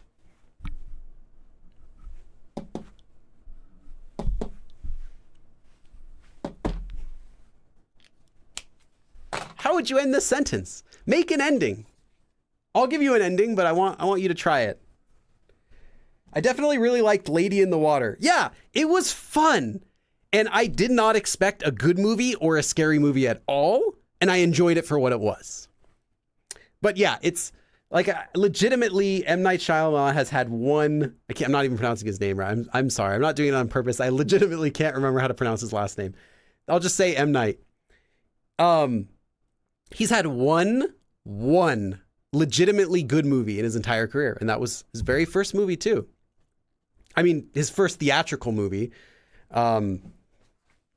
Sixth Sense, which was just fantastic. It's legitimately a good movie, scary, a twist that even when you know the twist, it's still a good movie. In fact, it's fun to watch it again, knowing the twist. No, just awesome. But then there are other ones like, I mean, The Village. I liked The Village too, but it's like, it's not a good movie. It was just like a fun premise. He has these really cool premises. I wish here, this is what I wish. If you're watching M. Night, I respect you, and I think it's awesome what you're doing by doing just whatever you want, which is seriously like so many people are jealous of that. Like everyone wants to just be able to do whatever they want. You have the money to do that. You have the ability to. You have a fan base that will watch whatever you make. You have awesome ideas, like such interesting ideas for movies, and even the way that the movies develop, like what things happen, like the overall plot is totally fine. It's not like you have bad stories or anything. It's the actual script writing that you need to seek help with. You need someone else to do that for you. Just like George Lucas had his wife in the original Star Wars to help the movies, you need someone like that who's going to look at your movie and be like, I love this, but it's trash. Let me help you. And then, so like even your latest movie, Trap, cool premise, but there's some big like plot holes, like major plot holes that ruin the whole movie plot holes. Get someone in there like, hey, okay, I like this, but how about we try it like this? Okay. No, Josh Hartnett, perfect. Let's keep him. Oh, the actors, nothing wrong. Sure, you can even promote your, is there his daughter or his niece, the singer? Anyway, you can still promote her in the movie. Like, work with him and make a good script, but he'll be overseeing, he'll produce it, right? He can produce it. He can direct it. Someone else writes it. Please let someone else write it. I think that would really improve the movies. So there's still M. Night's movies. He still wrote them, but there's a co-writer credit who actually did the real writing. I feel like the movies are just like, they're so close to being good, but they're still in the bad territory. Daughter. Okay. Yeah. I couldn't remember. I just knew it was related, and he's even in the movie mentioning that, which is pretty funny. He just seems like such a fun, nice guy. Like that's my impression of every time I see him outside of in interviews and stuff like that. He just seems like a really nice guy. But yeah, his movies are trash. Okay. Unbreakable was great. Unbreakable was, again, a great premise, great acting. Bruce Willis at his best. Die Hard, yeah, Bruce Willis at his best. Bruce Willis is great in that role. Like, the casting was great. The music's even cool. Like, the premise is cool. The plot beats are cool, but the individual things that happen in the movie doesn't end. That's like a huge sin. The movie needs an ending. It does not end. It assumes it's going to continue, like you kind of have to make up your own ending. No, it was lazy. It needed a ending of some sort. There needed to be a conclusion of some sort. Like, I'm going to do this now. I'm just not going to show it. Nothing. It doesn't give any of that. It's just completely open-ended. I thought it was lazy, especially with everything else that was going up to that. Okay, let's see some of the sentences you have. Karina was... oh yeah. 바로 집에 가세요. Nice. 저녁을 만들어 주세요. 만나자. Let's meet. Any suggestion? Any command? 집에 빨리 돌아오세요. And of course you're free to disagree with me. You know, my opinions are not solid. They're not like the ending, there's no answer. It's whatever movies you like. 과자나 가져다 주라? Bring me like a snack or something, okay? KFC 사주세요. Nice. 집에 갈게. Okay, Dewey. You cannot have a regular present tense sentence like I'm doing something, or a regular future tense like 갈게, 할게, like that. It has to be a command or suggestion unless you're using that specific future tense form that I mentioned earlier. But to keep it easier, just say do something. Just do a command after that. That's most of the time the sentences will end in the command. 만나주세요. 편의점에서 만나서. Okay. 깨워주세요. Nia has actually the answer. That's what I have anyway. Obviously, other sentences are correct too, but you have the exact one I had written down. 물어봐주세요. Okay. New channel, Billy's movie reviews. I don't think I can do that. If you want movie reviews where they go into like depth about stuff, watch RLM. You'll know what I'm talking about. It's a ridiculous channel, but they have great movie reviews. They do deep analysis about movies. They talk about what they like and didn't like about movies. And most of the time I agree with their opinions on stuff. So 둘러보세요. 반도 구하거든. 유쾌한 반도. Are you looking for... Is that the Michigan State motto? I don't know the Michigan State motto. What is the Michigan State motto? Wait, did Flo... Oh, Flo, hey! No, I missed it because I was looking at the sentences. Hey, Flo. Thank you. I didn't even notice. I'm sorry. I think M. Night Shyamalan distracted me. As always, great class. 정말 감사합니다. Thank you, Flo Purdy. Apologies for missing your donation for like 10 minutes. 1, 2, 3, 4, 5, 6, 7, 8, 9, 10. But I'm okay if I can give M. Night another chance. You know, directors can sometimes get back to their roots and make good movies. It happens. Sometimes it happens. So who knows? Someday M. Night might be like, you know what? I actually want to make a movie that is critically acclaimed again. And, you know, spend like 5 years writing something, you know, to make this gigantic project and get other people to help with the script and everything. And then just blow out of the water with this amazing movie. And then just, you know, sits there smugly like, I told you. Who knows? But it wasn't the last movie. It wasn't Trap. It wasn't Old, definitely. Okay. If you seek a pleasant peninsula, look around you. Is that Michigan? Is it true? Someone donate $1 million so he does that 1 million times. Okay. So, 수업이 끝나거든. Actually, let me write down the answer first. I would totally help M. Night with his movies. I don't think I could write dialogue, but I could help him make the stories make sense. At least, the very least I could do is I could point out things like, no, you can't do that. At least I could do that.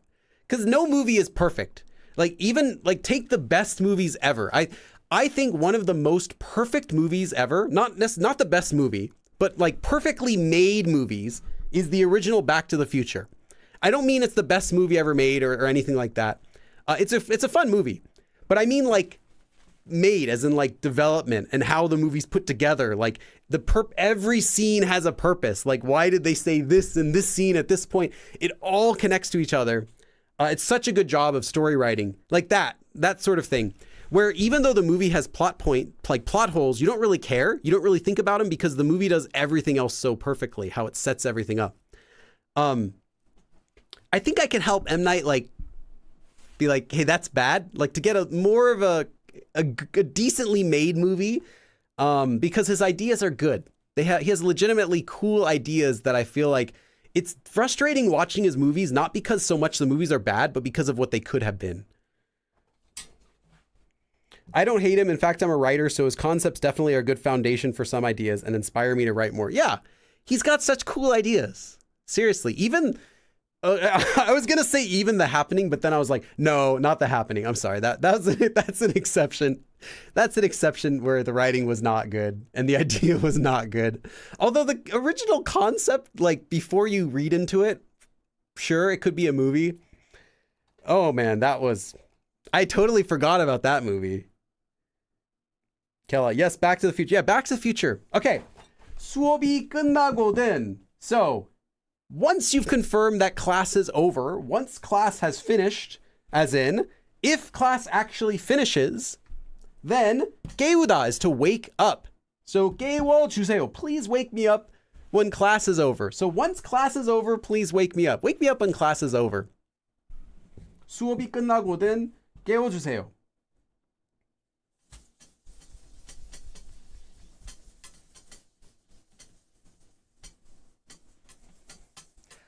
We have one more form we have to cover.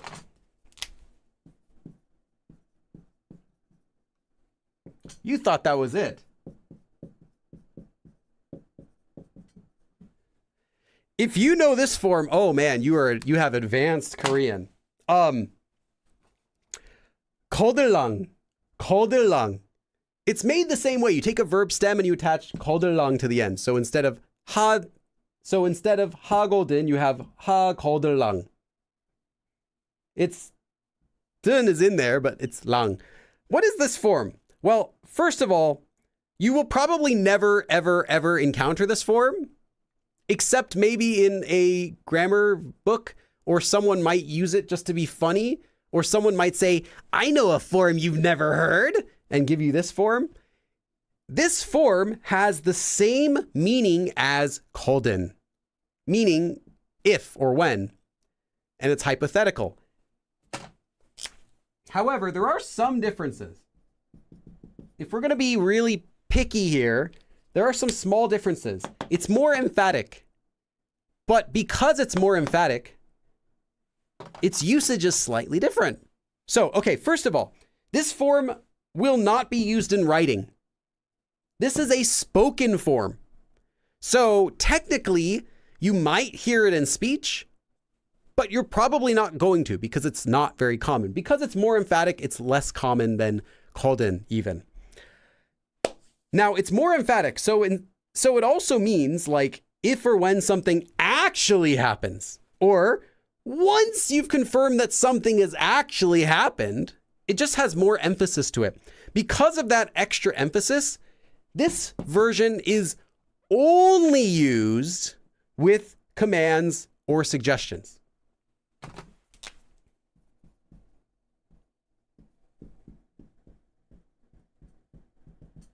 So our other form, 거든, I mentioned it could be used with the future tense in some cases, but it's not used with past tense, right? Not used with regular present tense. But this one is only used this one's only used with commands or suggestions because it's more emphatic. So even in some cases, you might see 거든 used with the future tense. This one's only with commands or suggestions. But again, It's not that common. It's even less common than Koldin, which itself is also not that common. But if you hear Koldin 100 times, you'll hear this form once. Someone older might use this form, but I've never heard it. But yeah, that's what it means.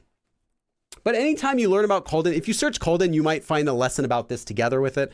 That's pretty much all it is. It's just a more emphatic version of Koldin. So it's just a more emphatic version of Koldin. That's it. Oh, and you can also replace it with myeon, just the same. Okay, let me take a quick thumbnail image.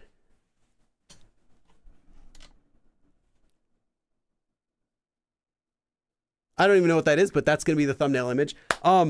There is another live stream next week as well. So now I'm going to take some questions. Our main lesson is finished. About half of you have already left, but that's understandable. It's an advanced level lesson. Feel free to ask any questions. We could just chat. I was going to say talk and chat. It came out as chat. Happening worse than The Village? Oh yeah, The Village was fun. It's not a great movie, but it starts off pretty great until they get to the twist. And then it's like, okay, I already knew that. The Happening is like, that's like The Room. It's just like, it's so bad, it's funny almost. But then it's bad at the same time. So you're like, haha, that's funny. Oh wait, why am I watching this? I have better things. I could do my laundry. And the acting is just, oh my goodness. Why did they get Mark Wahlberg to be in a horror movie? He's not scary. It's just like a dumpster fire. It was bad. More videos playing word games with your boy. I have some more videos coming up with Jeremy pretty soon, actually. We filmed several. I'll start editing those. I think from next week, I'm going to be editing some of the ones I filmed this summer with Jeremy. And yeah, there's some of those coming up. But we didn't do any more the word game, like Gumariki, because he beats me in that every time now. So I don't play that with him anymore.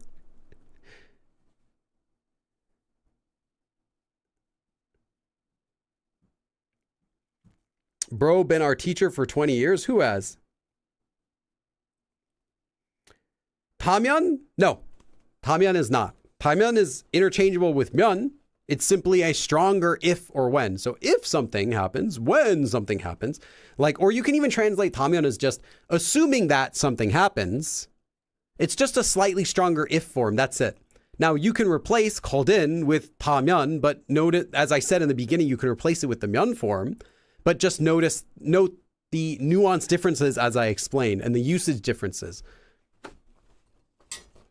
So if that answers your question, I actually already answered that question during the live stream. Is any Koldin form rooted in whatever thing? So are you talking about, is it related to Tun? I actually didn't research the origin of Koldin because I couldn't find it. I usually add in the origin of expressions like grammar forms when it helps the lesson. But in this case, because Koldin and Koldinyo, the beginner form and then this advanced form, because they have no similarities, it didn't really help with explaining the form anyway. If they had some similarities, then I would have done more research to figure out exactly where it came from.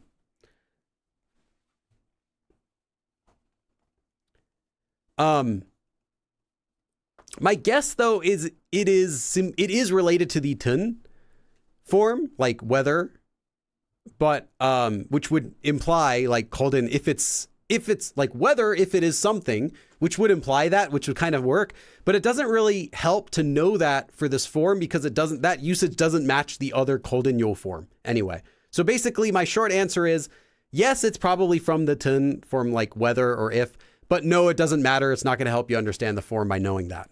So that's why I didn't bother researching it any further. I'm just like, yeah, it's probably from Tun. It's not going to help him if I find out any more about that. Oh, Kai. Hey, thank you again, Kai. I'm going to put your name twice. And then you have a question. Let me do some dabs before I read your question. 1, 2, 3, 4, 5, 6, 7, 8, 9, 10. Okay. Okay, so Kai says, totally should have taken the thumbnail image with your real hair. That's a good idea. I'm going to do that. Let me just put my real hair. I mean, let me just take off my hat to show my real hair is what I was going to totally say.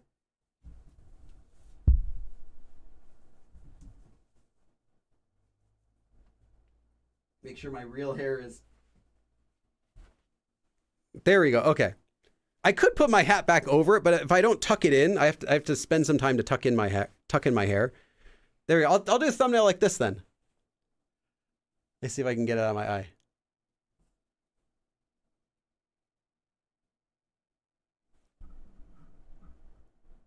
I don't know which of those I'm going to use, but okay. And then you also said, anyway, specific thanks for your video on Lear pronunciation because it was kicking my butt half the time. Oh, you're welcome. I think, yeah, someday I would like to make more videos about pronunciation, but that's one of my personal favorites. That one and the other video about the Hiet pronunciation. I think those ones should be pretty helpful to most people.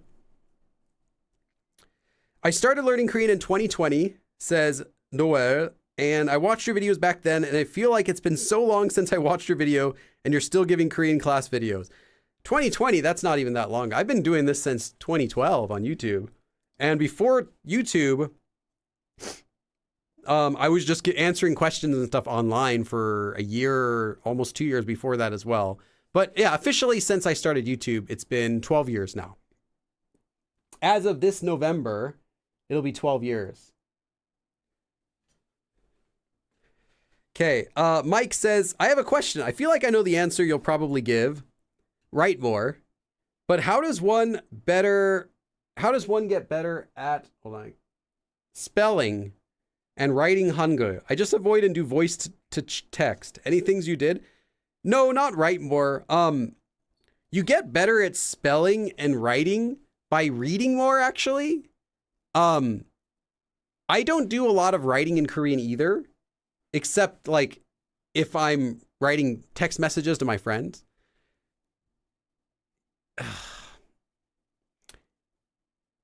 Time. Whatever advice I give you could be, write more, read more. Sure, that's good. But really you just need more time. Because even native Koreans are bad at spelling.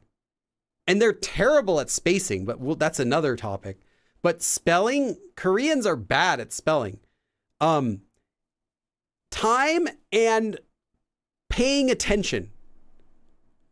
Not just seeing a word and assuming that it's correct, but looking it up occasionally and seeing how the actual word should be spelled. When you learn a new word, I recommend searching it in Naver Dictionary to check if that word is correct, if you actually wrote it down the right way, because someone online might tell you this word means this.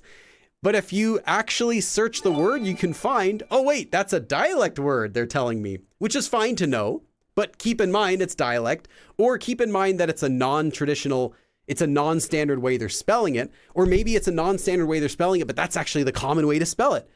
Keeping this stuff in mind will help you. So when you learn a new word or expression, Google it. See if it's the correct way you're supposed to do it. Like just kind of be aware of what's going on, I think will help. But then ultimately it just takes a lot of time because like I said, even native Koreans aren't good at spelling their own language. I see so many spelling mistakes when I talk with friends. I don't say anything because what am I going to tell them? Hey, you spelled that word wrong. Like, I'm not going to be that guy. In fact, I'll spell things wrong on purpose. Some things that I know they would feel it looks better when I spell it wrong because if I spell it correctly, if I like make it the right way, they might think I'm like trying to be use overly perfect Korean. So sometimes I'll purposely use wrong Korean just so that it fits in better without having to derail the conversation, like make it look like I'm trying to show off. Oh, Keith. Thank you, Keith. I just saw a little yellow thing pop up on my screen. Keith says, always a pleasure. 감사합니다. No doubt. Wait, hold on. Before I read the rest of your message, let me give you 10 dabs. Then I'll finish reading. 1, 2, 3, 4, 5, 6, 7, 8, 9, 10. Okay, let's see you, Keith. All right. Again, always a pleasure. 감사합니다. Thank you. No dabs. You could have led with that. Anyway, thank you. I appreciate it. You taught me how to get around the first time when I was in Korea and all for free. You're a treasure. Thank you. Yes, you're welcome. I do have a full series Oh, I can post that here. There's a beginner Korean course. It's a full free series, 100 episodes that will take you through all of the beginner stages. And then, believe it or not, there is a full intermediate series after that. So lots of people were asking me, what do I do after I finish this series? And I'm like, oh, I don't know. Secretly, though, I was working the whole time on an intermediate version.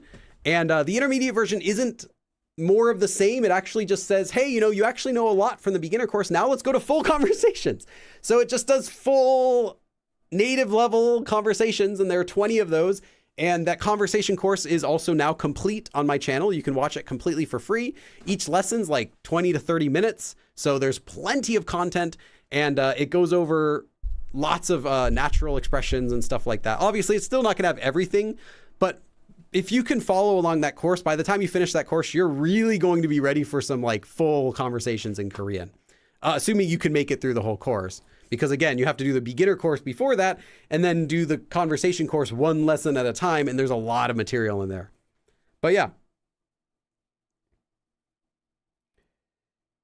Let's see here. 있더라고요. 더라고요. I've explained this before in a live stream. The really short answer is, and there are different versions of this. It's not one form. It's actually 더라 plus 고 plus 요. But basically, 더 is past tense. Something happened. Something was. But specifically, it's past tense that you personally experienced. Or someone personally told you about it, which is pretty much everything, though. Like, you're not going to say something happened unless you have personal experience that, oh, I know that it happened.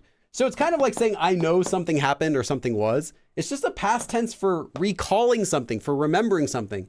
Like, oh, I remember that it was. That's it. And it's stuck right onto any verb stem, just a regular verb stem. 하다 is 하. 하더라고요, the end. But yeah, the 더 itself is what makes it past tense. So that's it. It's just past tense when you want to emphasize that it's something you have personal knowledge of. And I have other live streams, other lessons about that form too. But they say they're pretty much the same thing. Liliet, Weiss says, that's exactly what got me so far, and I even did a language course and now got me to around A2. And I was ahead of my class the whole time because of your content. Awesome. I'm going to buy your book soon. Cool. I don't know why I'm talking like that. Omar, I've noticed on Instagram, most of the Korean celebrities don't put space between words. Yeah, spacing is something that Koreans do not care about. So I made a video about spacing in Korean. It's not every rule of spacing. There are a couple of things I realized after that video I could have also mentioned that I forgot to. But generally, it gives all the really big stuff for spacing words. And the main thing I say in that video in the beginning and the end is that it doesn't matter if you space in Korean or not. It doesn't matter if you're doing it correctly, because not only does nobody care, but no one will say anything. The only exception would be when you're taking a test. So you should know proper spacing for your test if you're planning on taking classes or taking a Korean test. Besides that, though, nah, doesn't matter. Do whatever you want. And I mean, as a teacher, I'll tell you that. Do whatever you want. So you can trust that that's the actual common sentiment in Korea, is that no one cares. But as myself, I do try to have accurate spacing whenever I'm talking with like new people or I want to impress someone. Mike says, do you keep in touch with Jeremy from Motivate Korean? I haven't seen him. When was the last time I saw him? Like 2020, 2019? Yeah, 2019, I think, or 2018. No, it was 2019. Yeah, I think it was 2019. Anyways, 2018 or 2019 was the last time I saw him. I haven't seen him forever. But after he deleted his channel, I haven't seen him.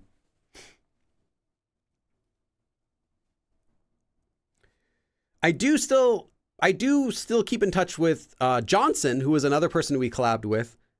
We sometimes message on Kakao. He's a nice guy. I saw him a couple years ago, or maybe it was last year. It's like 1 or 2 years ago I met him.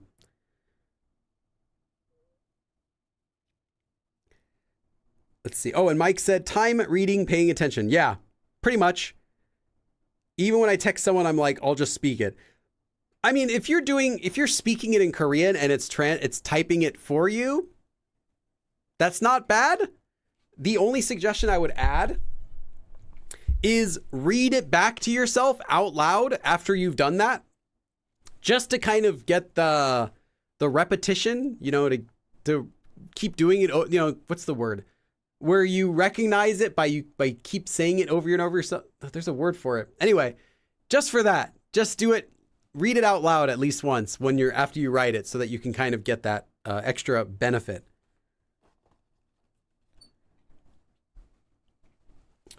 Kai's asks, Billy, what are your thoughts on language learning versus acquisition? I don't know. Is this the topic?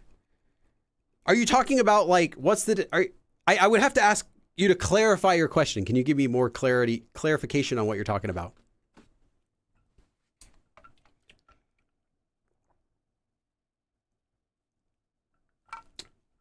Because I think I get what you're asking, but I don't want to assume it, in case you're talking about something else. And then I spend like 20 minutes ranting about something that's unrelated to what you're asking. Kai says, so are we baking you a cake for your 12-year anniversary? I would like that. Yeah, I don't think I'm doing anything for my 12-year anniversary. I didn't do anything for my 10-year anniversary. I don't know. No, probably I'm not going to do anything. I want a Billy podcast where we get to hear you talk in Korean. Collab with Didi or Hyunwoo. Yeah, I've been planning a podcast. Believe it or not, I wrote an outline for my podcast 5 years ago. Never made it. Ever. I had a bunch of ideas. So I haven't done it.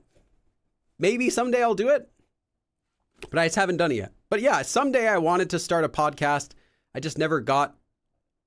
I think the reason was, in order to do a podcast properly, I would need to buy some new equipment. And I just didn't really want to spend like $1,000, or I can't even remember what I need to buy for it. I could use the same microphone. I could use the same audio interface. I think it was like some set stuff. Like I would need to buy some background stuff for a simple set.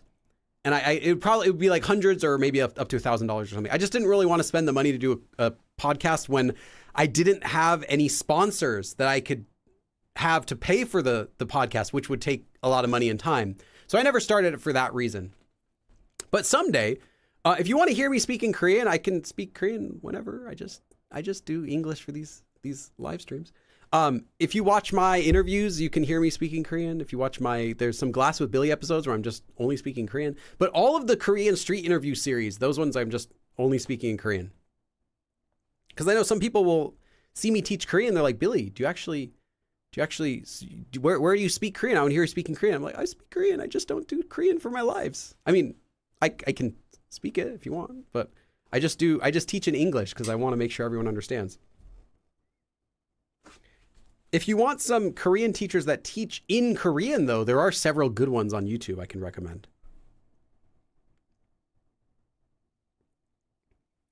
Kai's means focusing a lot more on input than grammar rules. Well, yes and no. Yes, you need way more input than you think. Like, you might think, oh, if I get like 1,000 hours of input, then I'll be good at Korean. No, you need like way more than that, like tens of thousands of hours. You'll never have enough input to get to a native level because natives are doing Korean input 8, 10, 12 hours a day, every single day, 7 days a week for like 20 years, 30 years, however old they are. You'll never match that. So don't even bother trying. Don't put your goal that high because you can't reach it. So you always need more input. But if you're trying to learn by input alone, you're really doing a disservice to yourself. That's like you're trying to climb Mount Everest and you don't want to like buy the expensive equipment to do it. You're like, I just want to do it with my own body. It should be possible. Like, you can make your climb, you can make your work so much easier by actually studying the stuff while you're doing it. You don't need to try to make it like hardcore by only doing listening practice to get good at Korean, because you would never get enough listening practice to get yourself good at speaking. It just won't happen. I've heard people talk who have only done listening practice to try to get good at Korean. They cannot speak Korean at all. I've never met anyone yet who's learned to speak Korean, even at a conversational level, who has only done listening practice for their Korean. Everyone who does get to a decent level has done a certain amount of speaking practice, a lot of speaking practice. You just can't get good at speaking without getting good at speaking. It doesn't one day after doing enough listening practice, you're like, oh, now I'm going to speak and now I'm really good. That doesn't happen. It's never happened. So no, but yes, you do need tons of listening practice to get good at Korean. You're not going to get good at Korean just sitting down and studying in a book all day, nor will you get good at Korean if you're just speaking out loud to yourself, practicing speaking all day. You need both. You need so much input.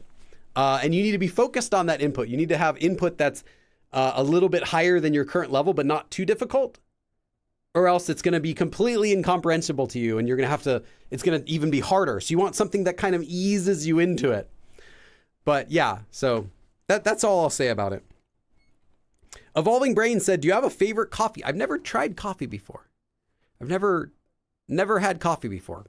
When I was a little kid, I smelled coffee from other people around me as a little kid, and I hated the smell. I just grew up like that. I hated the smell of coffee. So I never ended up trying it. And people would sometimes offer, hey, you want to get coffee? I'm like, no, and then it just became a thing. I'm just not a coffee drinker. I just don't like the smell. Maybe it tastes good. I don't know. I've just never tried it. It just doesn't smell good to me because I didn't like the smell when I was a little kid. So I don't know. I don't have anything against coffee. I'll drink other things, but I just don't like the smell of coffee.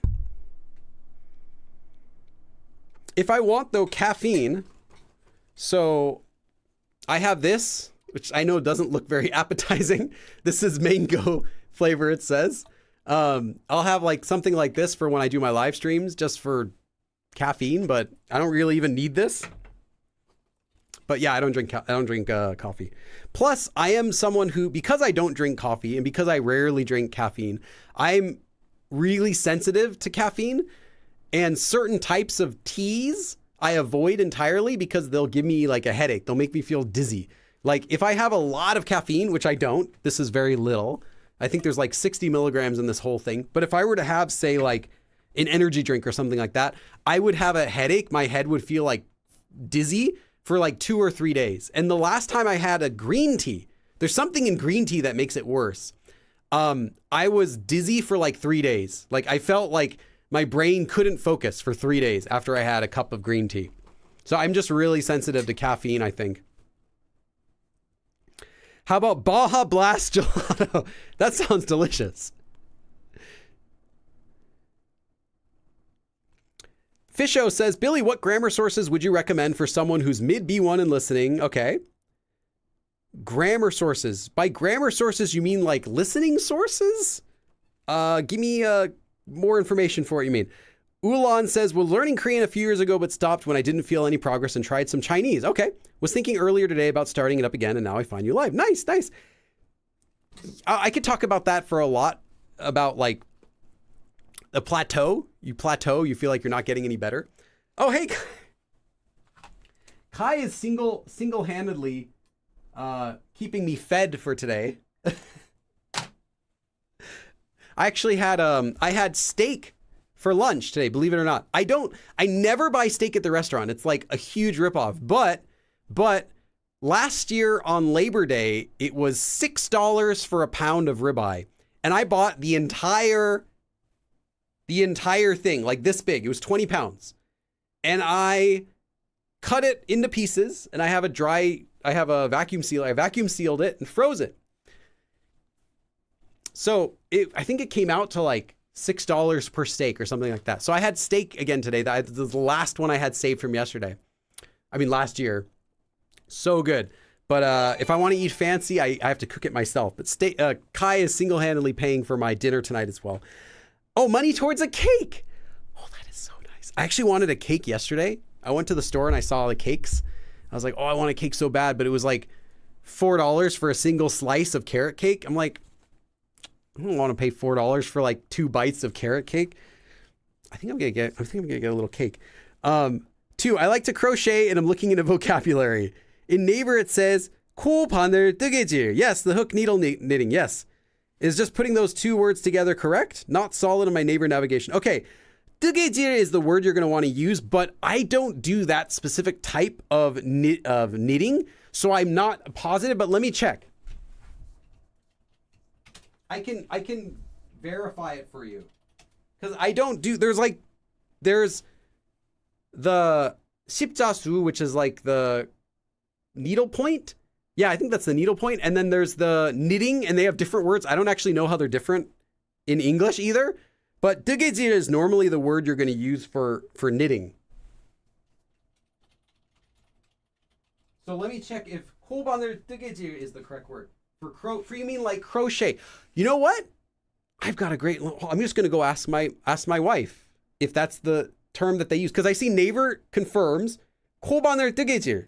But I'm going to ask her if you have to say 코바늘 or if you can just say 뜨개질. Because I know the word 뜨개질 is used pretty commonly. Let me just ask.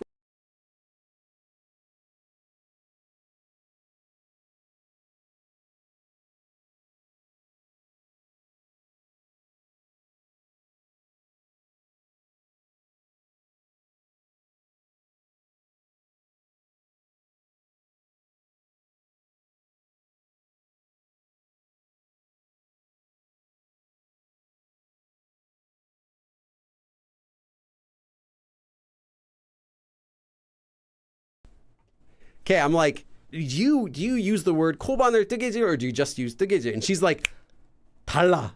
So there you got your confirmation. They do use both words. 뜨개질 is the regular type of thing, and then the 코바늘 뜨개질 is the specific type of the hook needle knitting. So yes, that would be the word you use. I've got confirmation as well from a native Korean. Not solid in my Naver navigation. Yeah, because I Navered it, it shows it, but sometimes, you know, that's not the whole story. Emily VBR says, I can't have caffeine either. Yeah, I can have caffeine, but I can't have a lot. It will give me a headache. And if I have to have it like before the afternoon, otherwise I'll just have a headache all day. But a little bit is okay. Hey, Isabel. Oh, Isabel, thank you so much.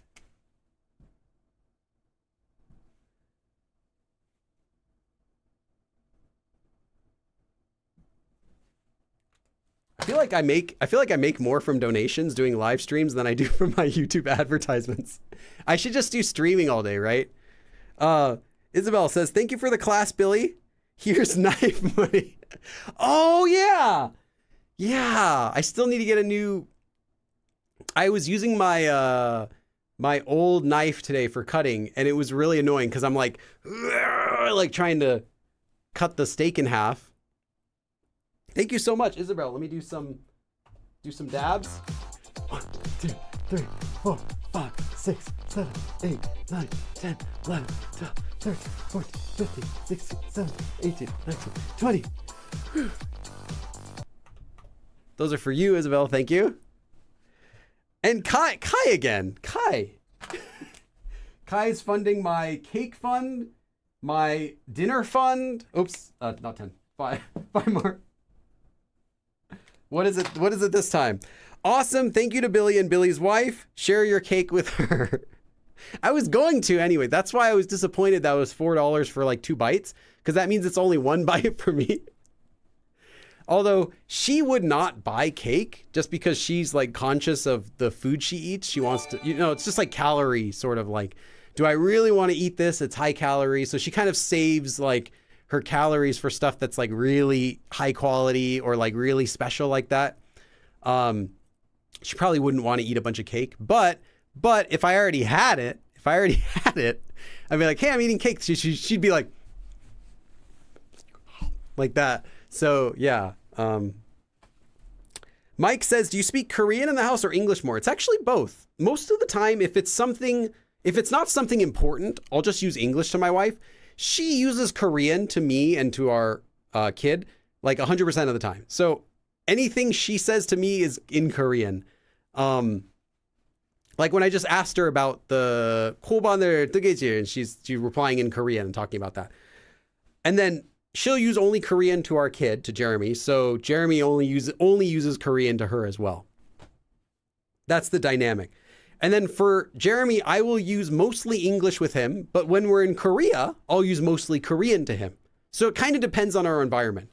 Sometimes if we're in public and I want to say something to him, but I don't want everyone else to hear, I'll just use Korean as well. And then if it's something important, I might just say it in Korean to my wife, but it depends what it is. Cosma says, can this form Colden be used to a friend who usually leaves late and mean like when you actually leave, not lie when you're leaving? No, it doesn't. It's not quite in that sense. For what you're asking, that would be like, you would say after you've done something. If you want to be like, actually, once you've done that, like when it's finished. But then, okay, well, I'll give you a really quick example. This is a form you might want to use for that. It's a regular form that means after doing something. So you'd use action verb and then like 하다, like 하고 나면. 하고 나면, you can use like that. Something 하고 나면, literally like after, once you've finished doing something. This could be like implying once it's actually happened. There are a few other ways you can express it though. But if you're wondering, but that exact the situation you're giving though, is one there's nothing you can really do anything about, because in Korea it's really common to say that you're already leaving or you're almost there when you haven't even left. It's just a culture thing. 거의 다 왔는데, 거의 다 왔어요. And you're getting like, I'm almost there, but you're getting your keys and about to leave.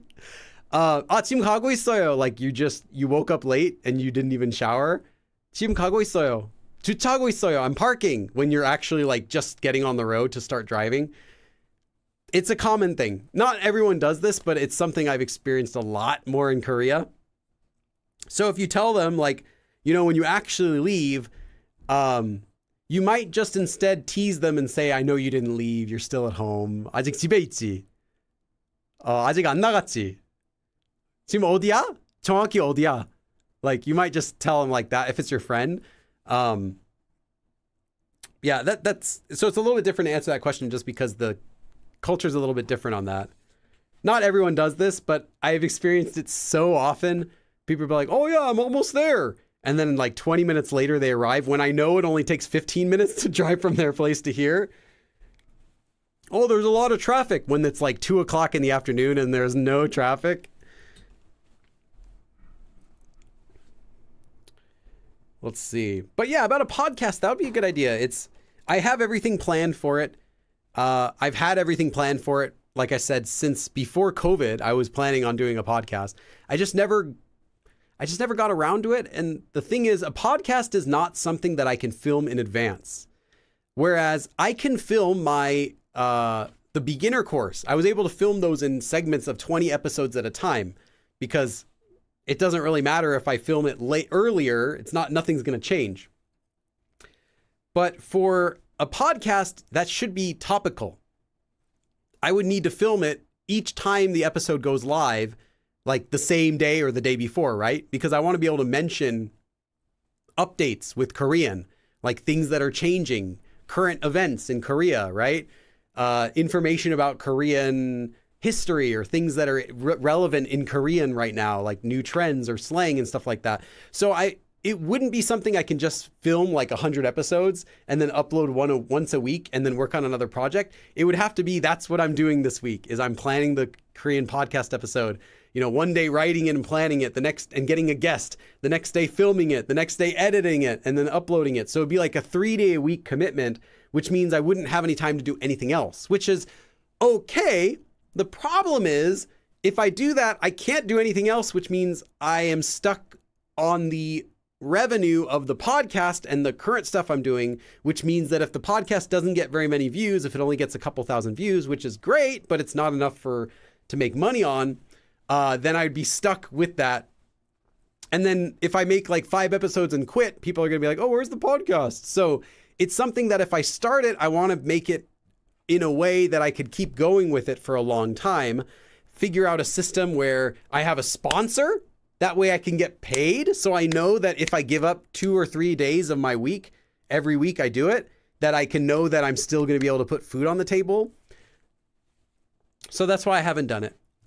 Yeah, so I'm looking for a sponsor. I normally never do sponsor. I've never done sponsor content, but if there's a sponsor, that would be what it would be for. It would be a podcast. Like, this episode is brought to you by, you know, whatever, whatever is going on for that week.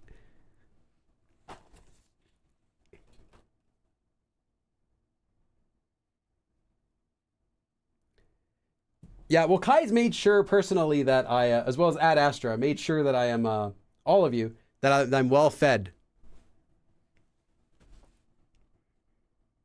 Korea Tourism Board. Oh, that would be fabulous. If Korea, the government would sponsor me. Oh, that'd be fabulous. Something like that could be great. Yeah.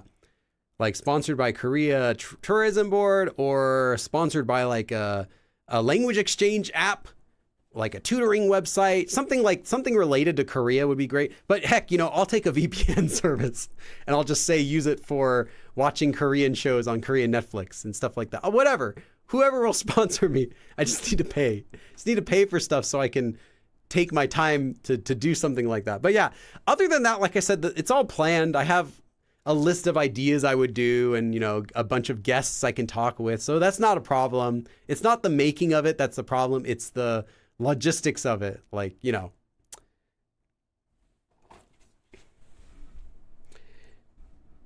I mean, studying grammar explicitly, like textbooks, audio courses, online courses for grammar resources. Not really, because it's anything that I used now would be too old to recommend when I was first learning Korean. Stuff that I use right now is not what I would recommend for Korean learners.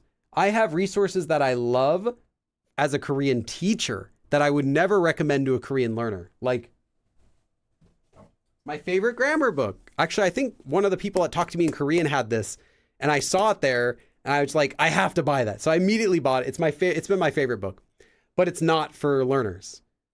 It's 한국어 문법 사전, so literally Korean grammar dictionary. It sounds like a cool thing. Oh, I want one too. You won't. Honestly, you'll buy it, you'll think this is so cool, and you'll never look at it. That's why I don't recommend it, because it's just it's all in Korean. It's technical Korean, so you will not read it. I read it because I like that stuff. Let's see something. 앞에 문장과 같이 가정을 하거나 인정을 하여도 앞에 내용과 인과 관계가 성립되지 않는 상황이 존재함을 나타내는 말이다. So this is a word that shows the existence of a situation where a relationship is not established with the phrase coming before it, and it's with the front sentence that comes before it is making an assumption or not assuming something, confirming something. So it's like really technical stuff that it's like not useful to know. It's better just to Google it and find a lesson about all this stuff. But I use this a lot. I use this for helping, for like finding extra forms when I'm teaching something. And I found 거들랑 from here because I was like, let's see what else I need to teach for this lesson while I'm here. And I found 거들랑. I'm like, oh yeah, I don't think I've ever used 거들랑 before, but that sounds right. And it gives a full explanation. Then I can go verify that and check it in other sources. Korean learner, this might be the only thing I would recommend that I know that I personally have used. There are lots of books, but as the ones I personally use, this one is fine for learners, but it's a little bit difficult. The Handbook of Korean Vocabulary, it's an old book, but it's still relevant.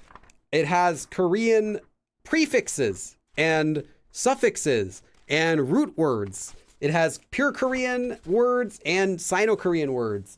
Like, let me find an example.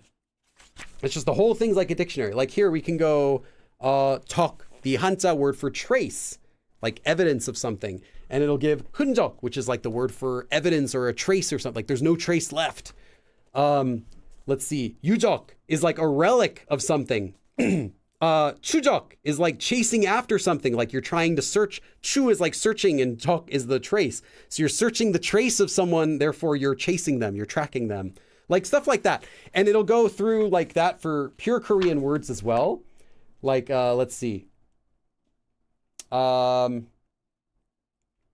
Karak for a long, slender object. Like you can have morikarak for like a strand of hair. Or 손가락, a finger. 발가락 for a toe. 숟가락 for a spoon. Like 젓가락 for chopsticks. Like they have all this stuff and you can just kind of go through it and learn a bunch of words. It's cool. And this is fine for intermediate learners. I don't use it that much, but sometimes if I want to find like other words that use a suffix, then I'll look at this as well. But yeah, for grammar though, it doesn't really matter that much. Pick something that you like. Pick several things that you like.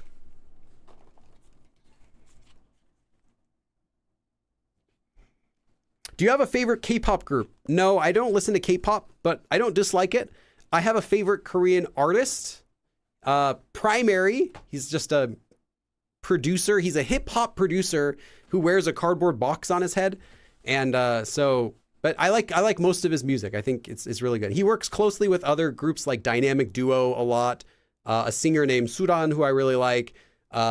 He works with a lot of other like hip hop artists and singers. But he's the producer, and all of his music kind of has a similar, like a feel to it. So, but I don't really have a favorite K-pop group. If you're talking to someone the same age or a little older and you want to use the word you, is it most natural to use their name? The same age or young or older, those would be different. You wouldn't talk to someone who's older than you in that way. You can use, if they're older than you, you can use their name with 님, which could work.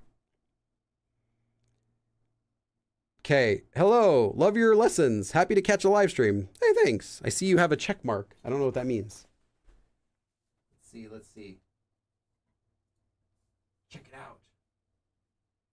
Oh, cool! It's another YouTuber. They want to talk, but they ain't gonna harm me. Hello, I'm just reading your YouTube channel. I think the check mark's another YouTuber. That's why I'm like, oh yeah, sometimes I get other YouTubers too.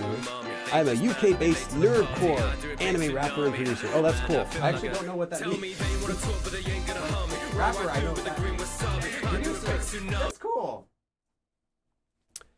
Maybe I'll check it out later. I do listen to a lot of music. It just doesn't tend to be K-pop, I'll say. LMAO, that's my music. Oh no, well you're in here with your account, so I'm gonna look.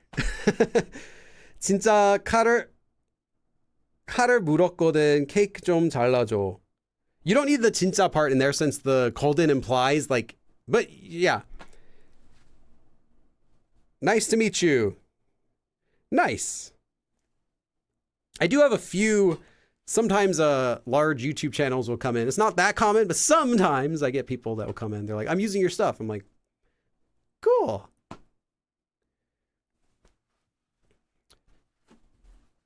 Someday I'll do some more collabs with other random YouTube channels. Keith says, do you have recommendations for Korean rock music? Korean rock music. Oh, there used to be a lot. It was a bigger genre, I feel like, in the past. Rock.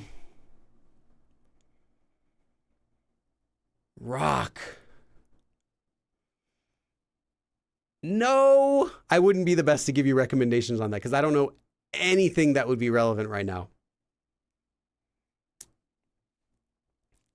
Yeah, if you want recommendations for music, I'm not your guy because I listen to hip hop. That's the only genre of Korean music that I regularly will listen to. I'm familiar with K-pop because they play it everywhere you go. You're going to hear the song whether you like it or not. So I'm familiar with it. And some stores will have contracts with certain groups. So you'll always hear the same group's music over and over again whenever you go to this location, like this specific store. So I'm familiar with all the popular music. I just don't go and listen to it on my own afterward. Yeah, this is totally, I don't know if you've caught my streams. This is totally my real hair, in case you didn't notice. Yeah, no, I don't know why I didn't take this off yet. Okay, but I kind of like it. Maybe I'll keep it. Day 6, One We, Cherry Filter, Duty, so hard to find now. Take a look at Lucy. They're a great band.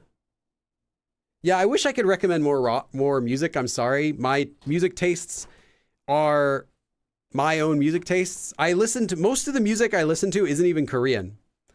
Most of the music I listen to just in my free time is going to be some sort of instrumental, like, I don't even want to say instrumental, soundtrack. I listen to a ton of soundtrack music, so I can give you recommendations for like movie soundtracks and TV shows and stuff like that. I'll listen to soundtrack. I don't care if I like the thing it came from, like the movie. Some movies I didn't even see, but I love the soundtrack. Video game soundtracks. But yeah, that's what I listen to most of the time. The reason is if I'm editing a video or working on something like writing something for my channel, which is what I'm doing most of the time, I can't listen to music with lyrics. It's distracting when I'm trying to read or write. So that's why I end up listening to soundtracks. Time Machine soundtrack, it's not bad. I don't remember it though, but I do remember the soundtrack not being bad. The movie, however, the movie was something else. But soundtrack, nothing wrong with the soundtrack. Although I did like the original movie soundtrack better. There have been so many good time travel movies and with good soundtracks as well.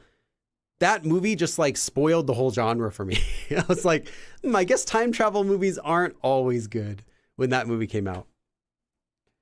I can't stay for long, sadly, but I bought and used your book and I love it. Awesome. That's cool. Maybe someday we'll work together.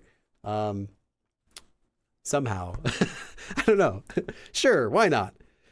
Do you like Transformers? Transformers is great. Yeah, Transformers, the first movie was also fantastic. That was such a fun movie. I was a Shia LaBeouf fan as well before, because I used to really like Even Stevens and Holes. He's so good in Holes, as well as even in iRobot, where he's funny in that movie too, even though the movie's not that great. It was fun. It was a fun movie, but he's great in that movie. But yeah, Transformers, the first one, that was such a cool movie. Really cool soundtrack as well. They didn't do anything with the soundtrack though in the second or third ones. It was just rehashing it, the same thing. But yeah, the first one was really good. Hey, Kai. Kai again. I'll give you 5 dabs for your donation, Kai. Thank you so much. 1, 2, 3, 4, 5. I gotta go, says Kai, but here's $5. Have a great rest of your day, and I'll see you next Sunday for the next lesson. Thank you so much. I visit Korea often, so maybe. Oh yeah, well right now I'm in LA. I live here in LA, but I go to Korea every summer. I'm there from May, June, July, sometimes August as well. I might go there again in November this year, but yeah, I'm in Korea about 3-4 months of every single year. I just can't stay away from Korea for too long. Dark Matter on Apple TV is really good. Not time travel, but multiverse. I've never heard of that. Apple TV, the only show I know that I like on Apple TV right now is Severance, which they're making a season 2. I am so pumped for that when that comes out. That is my favorite show lately. If anyone didn't know, watch Severance. It was really cool.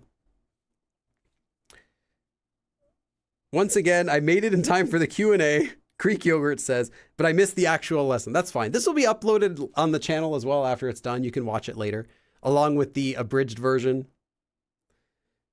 Okay, I think that's good. It's 4 o'clock. I'm streaming for 2.5 hours. This tablet is going to die, so I'm just gonna plug it in before it does. I know the tablet only has battery for like 2 hours.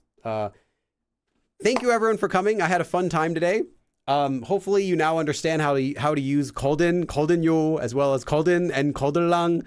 Thank you for coming, and I will see you again next time. 그럼 다음에 또 봐.